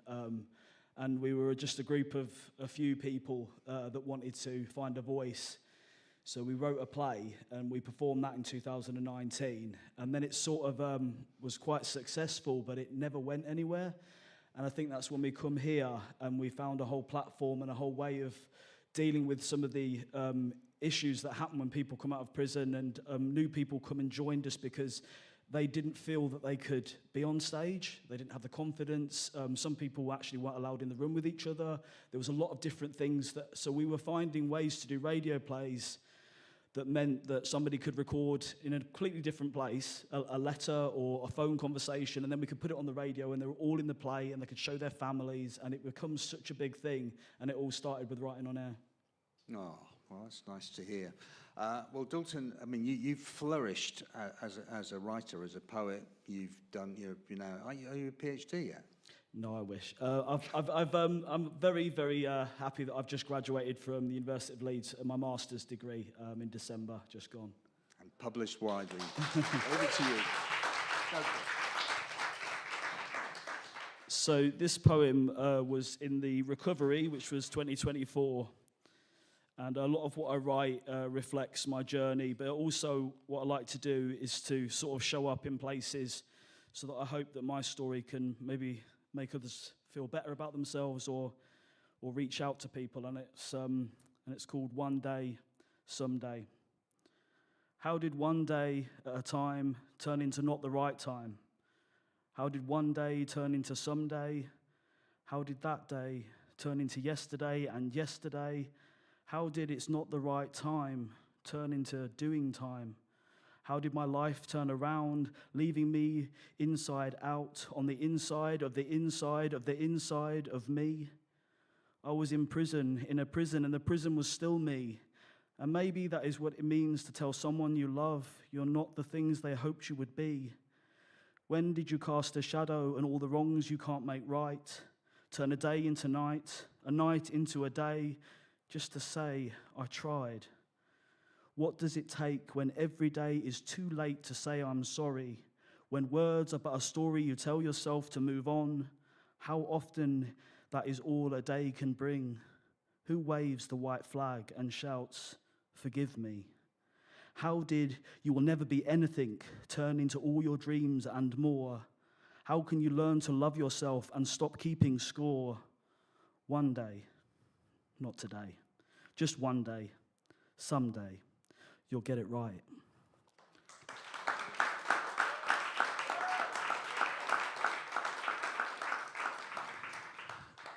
A lot of what Stand Fast was doing was telling stories and finding a voice. So my particular journey was quite unique in a sense because I was a transgender man in a female prison. And a lot of what I like to write about is talking about transgender experiences. They're not all the same. But I like to sort of create my voice in my poetry and hope that it helps somebody on their journey. And this poem from Threshold, which is the 2026 one, is called Passing. Between is all I've ever been, unfolded in between lives that are controlled and retold, like the unfolding of tightly packed letters children pass around at lunchtime. This threshold is dripping in dreams and delirious destruction of passing places that circle too much to claim deja vu. To what point do I have to reach for you to see me as a man? What exit do I have to find behind gatekeepers and my personal demons? These fragments that fall like leaves, taste of heat on burning tears that lose their meaning but return greedily. This transition I seek across time and memory to bring identity back to reality. I begin by looking inward, pluck the petals growing from my chest scars, reclaiming my narrative. I love me not. I love me, till all I find in this lineal space are the echoes of my past mistakes running through the forests of uncertainty that have now brought me here to you, where I sit in this fear, this unexpected moment of, do I deserve love? Imagination stands between temptation as it fills the void, finally giving in to all you are. I now see a future where love opens doors. Are we nearly there yet? No one talks about the in-between, the loss of self before the removal of skin, the space left for planting before the flurry of growth, the moment before the final design is not even a brush stroke, the empty chair as your old self leaves under the cover of night, the uncomfortable feeling as you wonder who's coming knocking at your door. You are the wonder, the spark of a match, the first domino before the last piece clicks and clatters down. You are unspoken in these moments, like all that is gone is an archive. You are the time capsule at the future's beginnings. You are the hope when the tears have left in tissues that are taken out with the bin. You can pass a mirror and acknowledge where you have been. No longer a stranger, you can find a smile you left in overflowing drawers. You are your start date, your last draft before a new chapter, the lottery ticket that's waiting to be won. You are the first crack of light, ready for that day to begin. You are finally here in the hazy glow of trans joy. It was never meant to be any other way. It was always meant to feel this good. Thank you.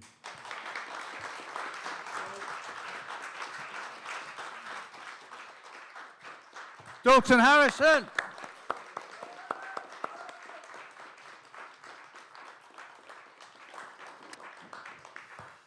So please welcome to the stage Seren Delahaye.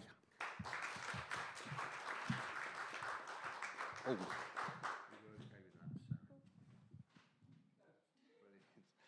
So, Seren, it's lovely to have you here. You've been so much a part of the young writers scene in Chapel FM now, going back the last 6-7 years. I think I met you during the pandemic, actually, on a walk when we were doing those nature walks around. But it's, tell us about how you got involved with Chapel, if you would, and with, writing on air. Well, I started with Chapel. It was midst of COVID. Everyone was really bored. And my mum just found this Facebook post. She's like, do you want to try this? And I was like, yeah, sure. So it ended up as a lot of Zoom calls. Eventually got in my building and realised like how amazing it was. And it really let me like cultivate my passion for writing and understand that like there's a sense of community within it, which I really wouldn't have experienced without it. It's nice to know. That's nice to know. And I mean, we must put out a call. I mean, we must put out a shout for Chapel FM as a building, as an arts centre, as a place where things like writing on air can happen. And I would really credit Tony Macaluso with so much to do with this in the last few years. So let's have a round with Tony.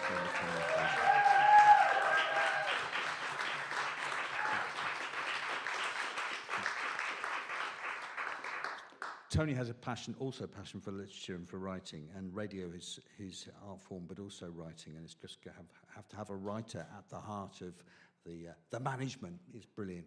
But Seren, back to you. Yes, you're writing. You write some wonderful poems. Let's hear a few of them, if you wouldn't mind.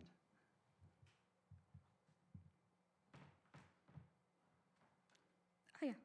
So this first one is from Missing, which was the first anthology I contributed to, and the first writing on air I really did. It's called Her Legacy. In the footnotes and fine prints of history books, she sits and waits. She hopes that someone will read her story, learn her history, care about her contributions. But months turn into years, which grow into decades, which change into centuries of sitting and waiting.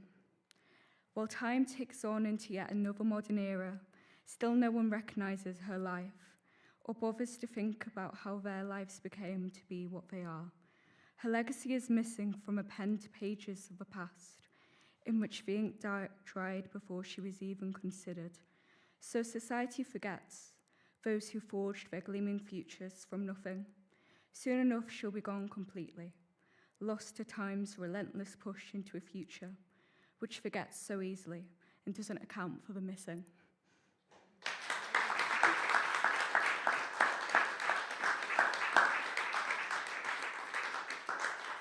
Thank you.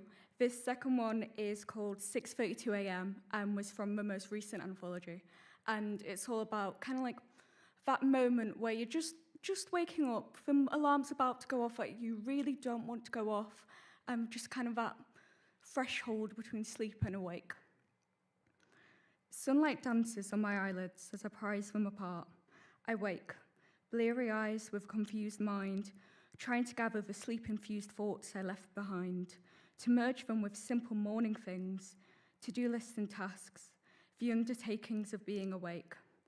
Something didn't survive to see that sunlight. I find my mind in mourning for a world I briefly knew, for a dream that was created only for decay, suspended mentally for a few morning moments, images pressed still, a flipbook unable to turn, colours, scattered scenes, clouds of emotions, puncture the threshold of sleep and awake, enough to wonder, but not enough to know, what happens in my own mind during sleep, leaving me clutching emptiness and grasping nothingness. 6:32 a.m. Alarm blares, eyes focus. I stumble over the threshold into awake, and all I remember is that I dreamed.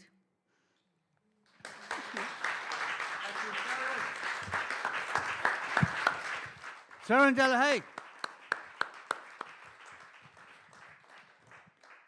And also, Seren did mention her parents. I think that, we have lots of young people involved here. Agnes does some wonderful work with lots of the young people. If you haven't checked out the film that was made recently about the trip to Lille, where Tony, Agnes and Elliot took some young people to meet French people in Lille, our twin city. It's a beautiful, beautiful film. When's the debut of it, Tony? 2 weeks ago. Oh. Then it's online. Yeah, do try and find it if you can. It's on the Chapel FM website. But also parents, guardians are so important in terms of supporting the young people who come here and do stuff with us. Our second poet of this little batch, third rather, is actually a particular character who took part in Writing on Air many years ago, and we're going to be welcoming him back. Please put your hands together for Orville.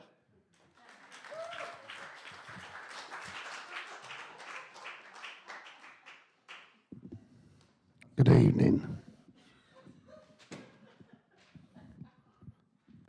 Sorry about this, it's working with amateurs. Peter's got a script and he's going to... Oh, you got it now, good. Didn't get this with Bernie Clifton. Back in the 1980s, Keith Harris and Orville were as ever present on British TV, even reaching number 4 in the charts with their hit Orville song. Sadly, Keith Harris died in 2015, but what, you might ask, became of Orville? Jimi Hendrix tracked him down in a caravan on the Lancashire coast to make him part of his regular spoken word show. We're delighted to welcome him here tonight. Please give a big hand to Orville the Duck.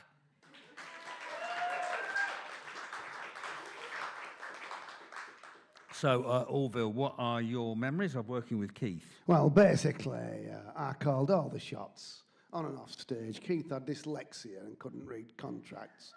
So I got involved on the legal side. However, during meetings over the legal hassles of working with Cuddles the Monkey on the Black and White Minstrel Show, we sort of clicked. And before long, I was in the act. Problem with Keith was he couldn't handle the birds and the booze like I could.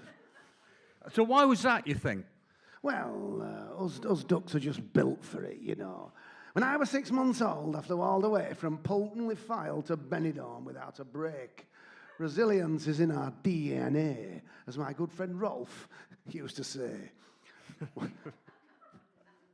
One time, Keith got heavily into smack, but I could take it or leave it, you know. During one summer season in Southend, I had to inject him in the heart with insulin, he was so strung out. But come showtime, he was always on? Yeah, but it was always me that had to get him on stage. I'd slap him around with my wing, give him slimming tablets, black coffee. I once even had to go on without my nappy. The kids in the audience were crying out wrong. I'd be in the wings going, "Come on, you useless piece of perm shit, get it together." But he'd just slump there and go, "I can't." And what about money? Well, on the surface, it was a 50-50 split. But the reality was it was a tax dodge. A tax dodge? Yeah, you try getting a VAT number for a stuffed bird. What did you spend your money on? Well, a lot of it went on corrective surgery after I had the rectal prolapse. All them years of pantomime and summer seasons took its toll. And that's when I got into snorting horse tranquilizer. And the split? Well, I had the VAT and the revenue after me, and we got offered Sun City. I was up for it, but Keith wouldn't do it. I said, "It's Sun City, or I waddle." And he called me bluff. You spend all them years with his arm up your arse, you think it'd mean something. So now you're working with Jimi Hendrix? I am, but to be frank, the man's a lightweight. A lightweight? Well, you know, poetry, it's not proper showbiz, is it? When you've scaled the heights, summer seasons at Great Yarmouth with the pros, the greats, the Jim Davidsons, the Mike and Bernies, Jeanette Cranky, it's not quite the same buzz when somebody shuffles on and mumbles for 5 minutes about some sodding workshop, is it? Brucey would never do that. Does Jimi Hendrix do that? I don't know, I don't listen to him much, to be honest. I get sent round the audience in a dinghy and that's all there is, really.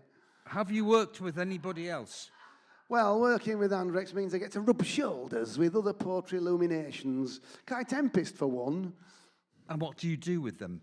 Well, I got called in by his people because they didn't think he was taking himself seriously enough. I see. And how are you at the moment? Well, Peter, I'm struggling a bit with proctitis at the minute. Proctitis? What's that? It's a problem in the vent area, as us ducks say. Put it this way, Peter, over the winter, if the England batsman could have followed through like me, they'd have won the Ashes. Oh, hang on, my fag's gone out. Have you got a match? Not since Errol Flynn died. Ladies and gentlemen, Orville the Duck! And Jimi Hendrix, the poet.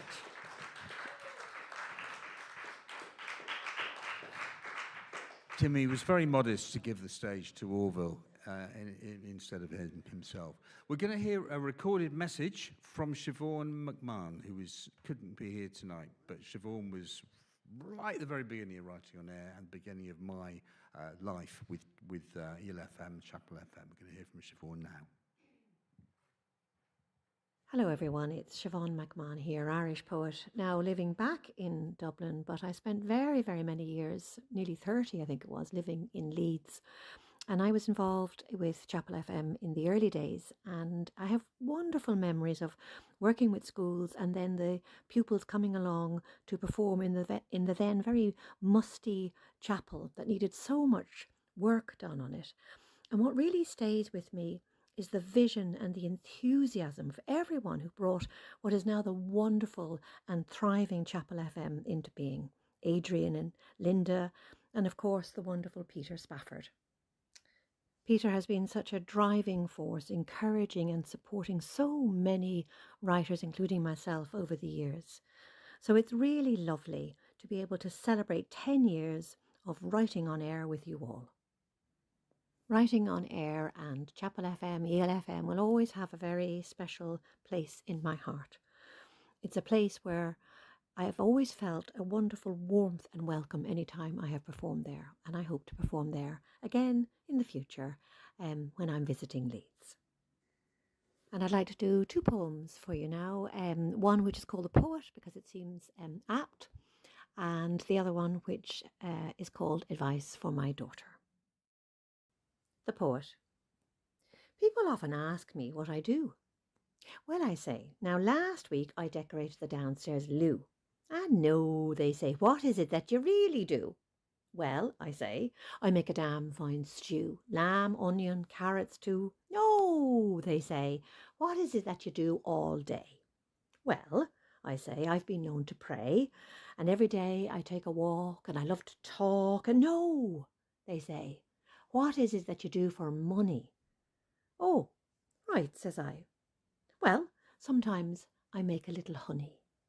Right, says they, pleased at last. Where is it that you keep the bees? Oh, no, says I don't keep bees. I gather nectar from the wild, and I distill it all in little jars and call it verses 1, 2, and 3. I sit upon the quiet shore and stroke the sun-warmed rocks, and sometimes they whisper songs to me, hidden mysteries of the dark blue sea. I watch the world unfold. I hear the lonely crying of the lost souls come keening down the winds, and I listen to the stories told by the gurgling of a brazen stream flowing wildly down the hill in a rhapsody of ecstasy. I glimpse a holy rosary of bluebells ringing in the woods, and I try to remember all of this to thee in verses 1, 2, and 3. But mostly, it's nothing much that I do, though as I say, I make a damn fine stew. Advice. Advice for my daughter. They will try to keep you small. They will warn you about the dangers of being too loud, too clever, too wise, too ambitious, too much. They will mutter words darkly under their breath, such as strident and over-emotional, hormonal and oversensitive. They will threaten you with ancient memories of asylums and burnings. They will issue dire warnings about upsetting the apple cart, about gaining a few pounds, about dressing like a tart. Ignore them all. Don't play by their rules, you'll never win. Make up your own rules. Tip the whole feckin' cart over and make cider from its sweet juices. Throw a wild party. Invite your sisters and your brothers. Put your red dress on and dance until dawn on the dying embers of the patriarchy.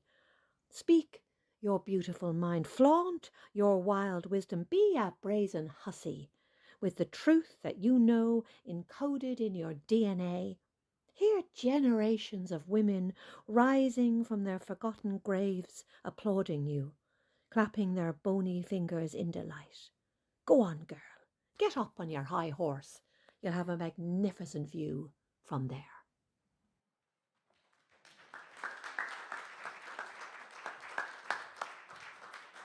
So that's a message from Siobhan. We're on the home stretch now for this evening. We're going to have a bit of chat and a few more poems from James Lewis Moran, and then we're going to hear a song from Nicky Bray at the end. So I'm going to invite Mark and Jill to leave. Sorry about that. And if I can invite Tony up on the space, and also James, wherever he is. And Emmy, do you want to come back?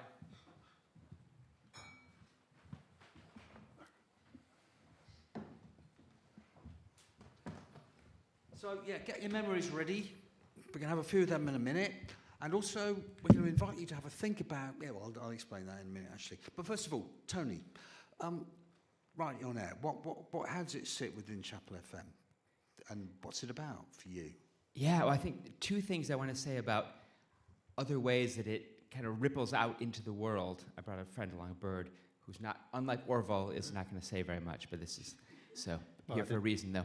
Well, I think two important things that really strike me when I talk about writing on air, and I talk about it a lot, which is great, and tell people about it. One is, first, that it takes place in Seacroft. We haven't mentioned the word Seacroft much tonight so far, but Seacroft, you know, this working class council estate community, an old village that goes back to the Doomsday Book. So we're not in the city centre, we're not in a fancy part of Leeds, we're not in London.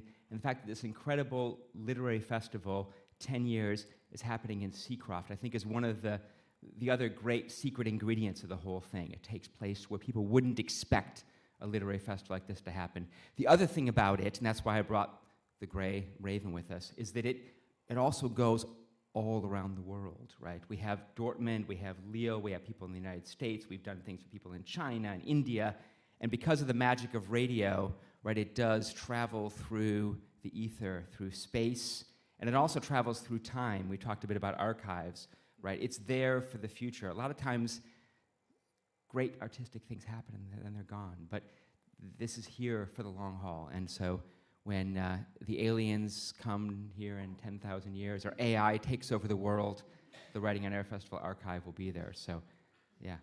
So those are a few aspects of Writing on Air I wanted to mention. You mentioned the Grey Raven. That's a blue owl, I think you got there. Oh, I called it a Grey Raven. Sorry, it's a blue owl. Yeah, I'm mixing up my birds. Yeah. I didn't want listeners to be confused. Yeah, she, he comes from Lille, from France. So part of our voyage is out into the wider world. Yeah. And maybe you could start us off. Is there a memory that you have particularly for writing on air? I mean, to me, one of my favorite things about writing on air, which we also haven't talked much about, is that it doesn't just sprout up out of nowhere, right? Every year, 4, 5, 6 months beforehand, there's a gathering together of writers when Peter rolls out the theme, the new theme, and people come together. And that's one of the most exciting moments. People gather up, usually in the hall, and ideas start just floating around like a fantastic whirlwind of ideas. And that part's great. You never know who's going to end up matching up with who, that Ruth might end up meeting up with Martine, the musician, and hatch a new project. That's very exciting.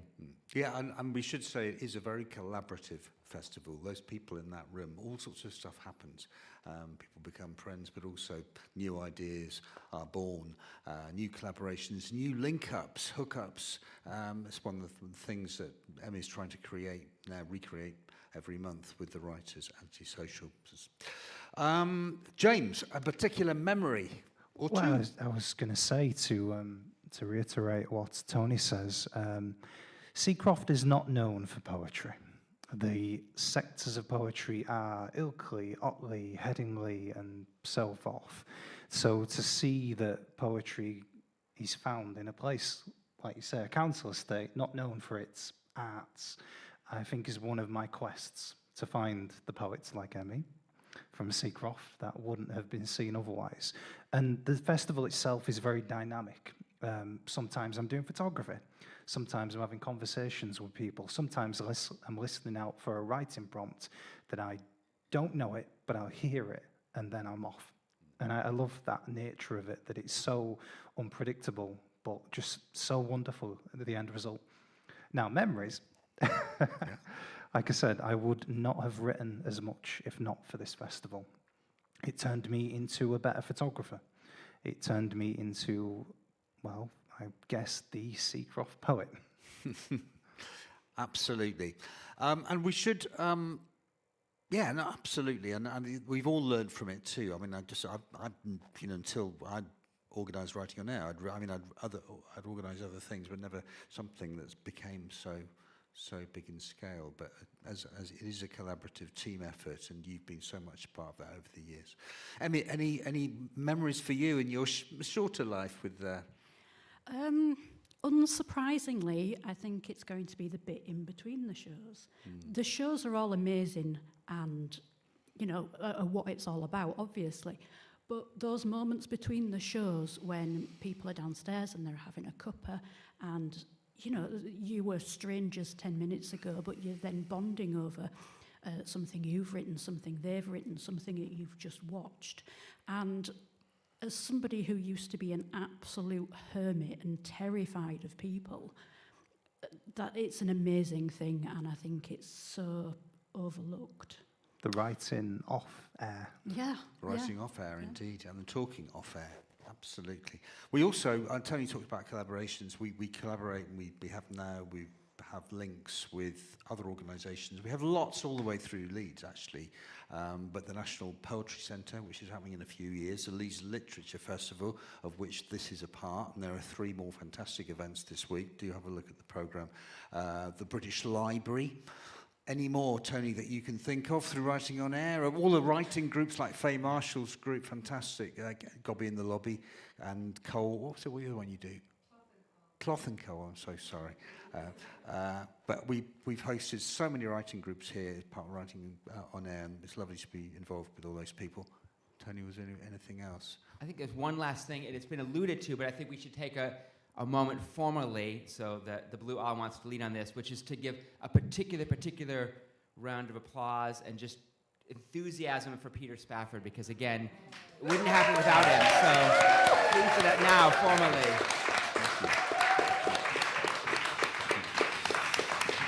Thank you very much. Thank you. Well, over to you. Anybody want to say anything in terms of, if I can extend this a bit, any memories of Writing on Air? Right. Phil. Oh gosh, Phil and Mally have done 3 dialogues for Writing on Air, which is so moving and kind of brilliant. Yeah, I'm Phil Harvey, I'm 85, and I want to first of all thank Chapel FM for the creative opportunities it's given me with Readathon and Musicathon and reading in the library in Leeds. But my memory particularly about Writing on Air is that I've had the opportunity to sit on a bench in Roundhay Park for the past 3 years discussing life with Mally, my wife. Made Welly laugh once or twice when he was recording these events, but thank you very much for that, Chapel FM. Word from you, Mally? The first one that we ever did, it was about an elderly couple that had met and were talking about the possibility of sex. And in the course of the monologue, they spot a lady with a T-shirt, and it says, "I love Bush." The pussy, not the pussy, not the politician. And as we were recording it, Elliot nearly choked. So we had to redo it. Been an awful lot about cats in this show tonight. Thank you. Do catch up with those programs. They're absolutely wonderful. Anybody else got anything they want to say? Yeah. Well, like Tony said, that myself and Martine, who is a saxophonist, putting poetry and music together,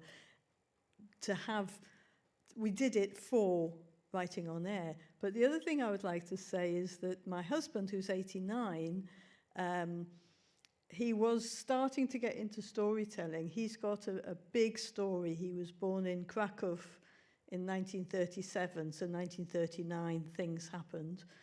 And coming to the storytelling workshops that Peter was running and the writing workshops, he did a performance here called Elegant Solutions, which has been really loved by lots of people, and he's going to be doing it in Krakow in July, and it all came from doing it here.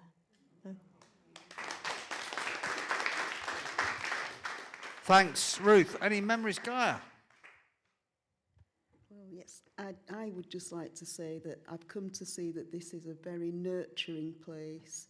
There's so much support here, and I feel that I have gained far more than I've given from basking in the many ideas that different people were passing around when we had the planning meetings, to workshops such as Todd Murphy's Haiku, Faye Marshall's workshop. I still listen back to the Writing on Air programs. I love them.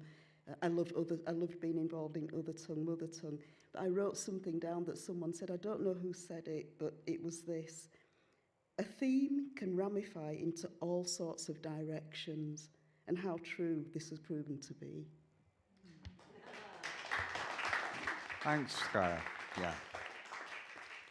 Well, there probably are about 500 shows on the archive that Tony was talking about, and yeah, so do have a listen to some of the things. And Gaia was involved in this beautiful program for Writing on Air last time with Mike Bainham, featuring poets who are in refugee camps. Yeah, all around the world. So it's a beautiful, beautiful program. Anybody else before we move on to some music at the end? We'll want a couple of poems from James to finish off. Oh, yeah, go on, Nikki. Me again. I know. So not specifically a memory, but just how wonderful it's been to be able to take several of our regular Tower of Song performers. So I think we usually have about between 10, 12 at our kind of annual showcase as part of Writing on Air. And a lot of them haven't been to Chapel FM before. And everybody in this room knows what a joy it is to bring someone through that front door for the first time and know what opportunities it's going to open out to perform in this beautiful space. So it's just such a gift for us, not just to be able to perform here ourselves, but to bring some of our lovely songwriting community to do the same is just wonderful. So thank you so much for that from us and from them. Thank you, Nikki. And Faye. Peter, do you remember when you asked me to do some voice acting for Martin Riley's I Want to Go Home? I do.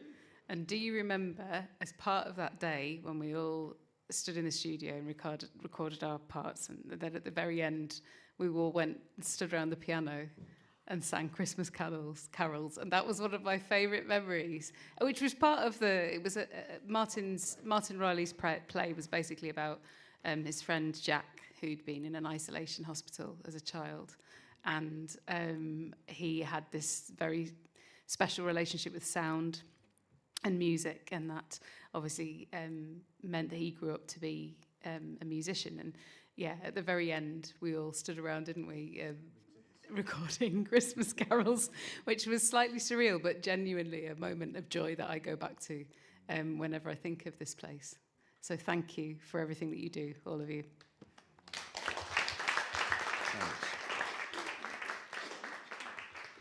This is turning into a bit of a love-in for Chapel FM, but I think we're all enjoying it. One thing also, Faye's quite new to Writing on Air. We've had masses of new people involved in Writing on Air in the last couple of years, but what's really lovely is that some people have stayed the course all the way through, like Jimmy, Hannah, Martin, Jill, all the people who've been involved, like Dalton. Thanks so much for coming along tonight. James, I'd like you to do a couple of poems, please, and then we're going to get Nikki, if you wouldn't mind getting ready to sing a song at the end. That would be brilliant. Yeah, thank you, Emmy and Tony. Yeah, I just wanted to say it's one of the wonderful things that happens with this festival is the people you meet, the writers, and it's just been enriching. It really has. From Emmy, now you like me, we can't get rid of you. She's wonderful. And Caroline, the show we did together about the future. And here you are, still here in the future. So there you go, the value of poetry, the art and the writing on air. Let's have a poem from you. The word of dog. The word of dog is woof, app, and yap. The word of dog implies feed me now. The word of dog says, can we go walkies, maybe talkies with the neighbour's pet? The word of dog shouts that toys are good. The word of dog persists, says bones are better.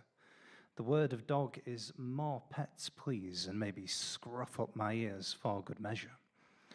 The word of dog is chase what you love. The word of dog is stay hungry, chew it all. The word of dog is to pant and play and leap over tall gates or walls. Thank you. And to finish off, this one we wrote after the recent Threshold book. Made it. You know you've made it when the book is in your hand, when you step into a spotlight and on that stage, all has gone to plan. You know you've made it when you've friends cheering you on, when people want your signature and they're reciting your songs. You know you've made it when there's faces old and many new, when it's not just the regulars or only those who know you. You know you've made it when, despite your exhaustion, you are energized, when you're making art at 4 a.m. rather than shutting your tired eyes.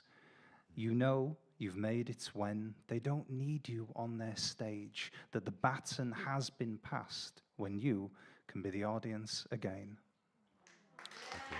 Thank you, James. James First Moran.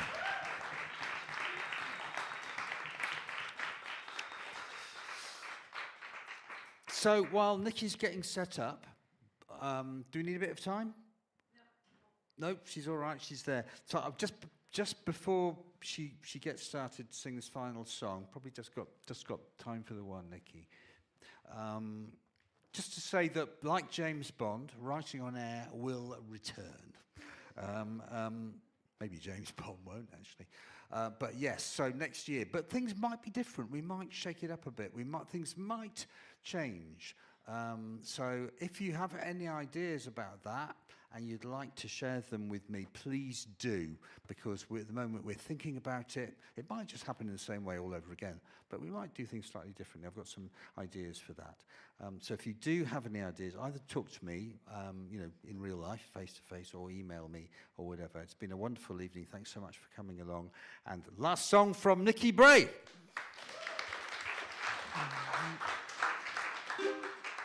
Okay, so this is my song on the theme of recovery, and this is a song about kind of hang-ups that most of us have about our bodies, but also recovering that love and pride in your body, really, and how wonderful it is. And just one last thing to say, like, when you come here and you perform in this amazing space to, like, live studio audience who are also always so lovely, also the fact that it's being broadcast and, like, YouTube streamed, and just thinking of, like, people being able to watch it who aren't here. So I'd like to dedicate this to my amazing family who will be listening, watching from Newcastle, and have always been very supportive of my musical Mischief. So this goes to you with lots of love, and it's called Organ Recital. And for the purposes of people who can't see, I'm wearing an apron with lots of internal organs on, including a very cheeky large intestine, which I don't think is fluorescent orange in real life, but it is for the maybe mine is, actually, to be fair, but yeah. So there you go, yeah.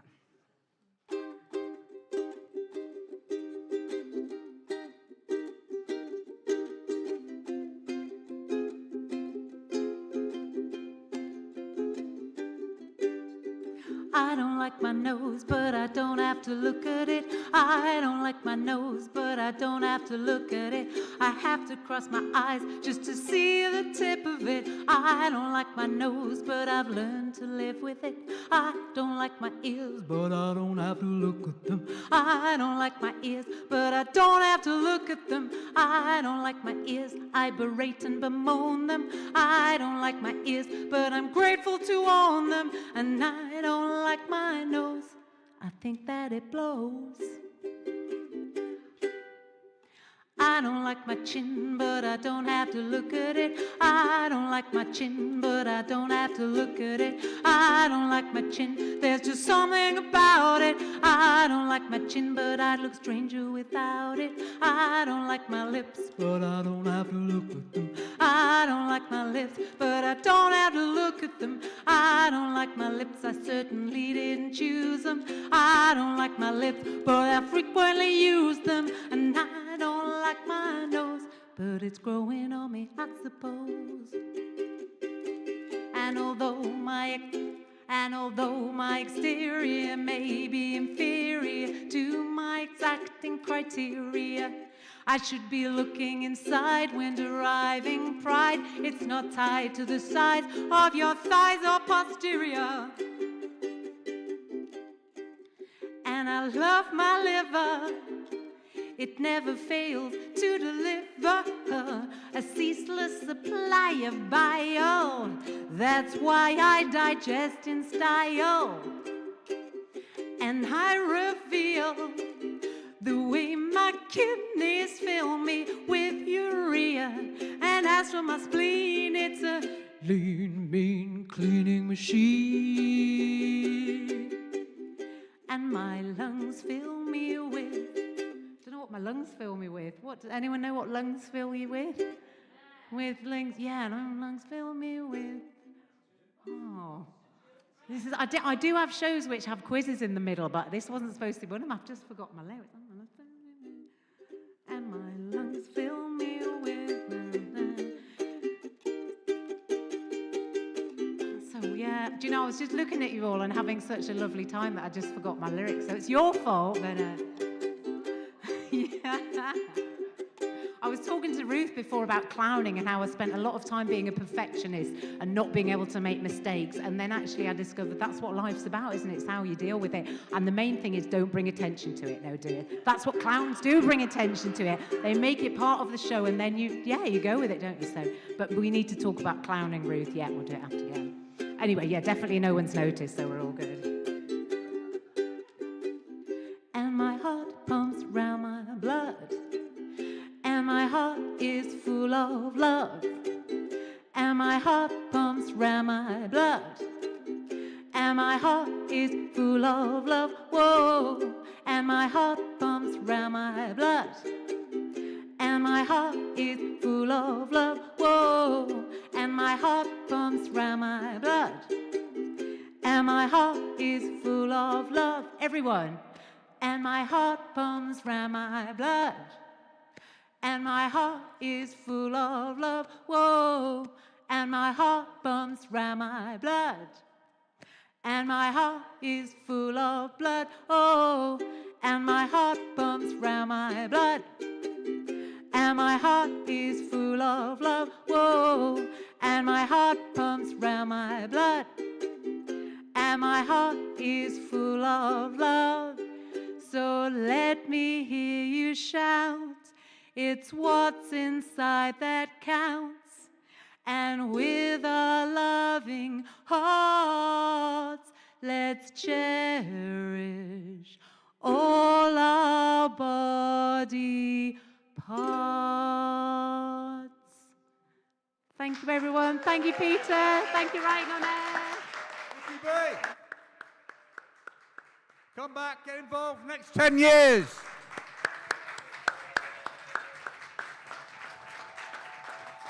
From Seacroft, East Leeds,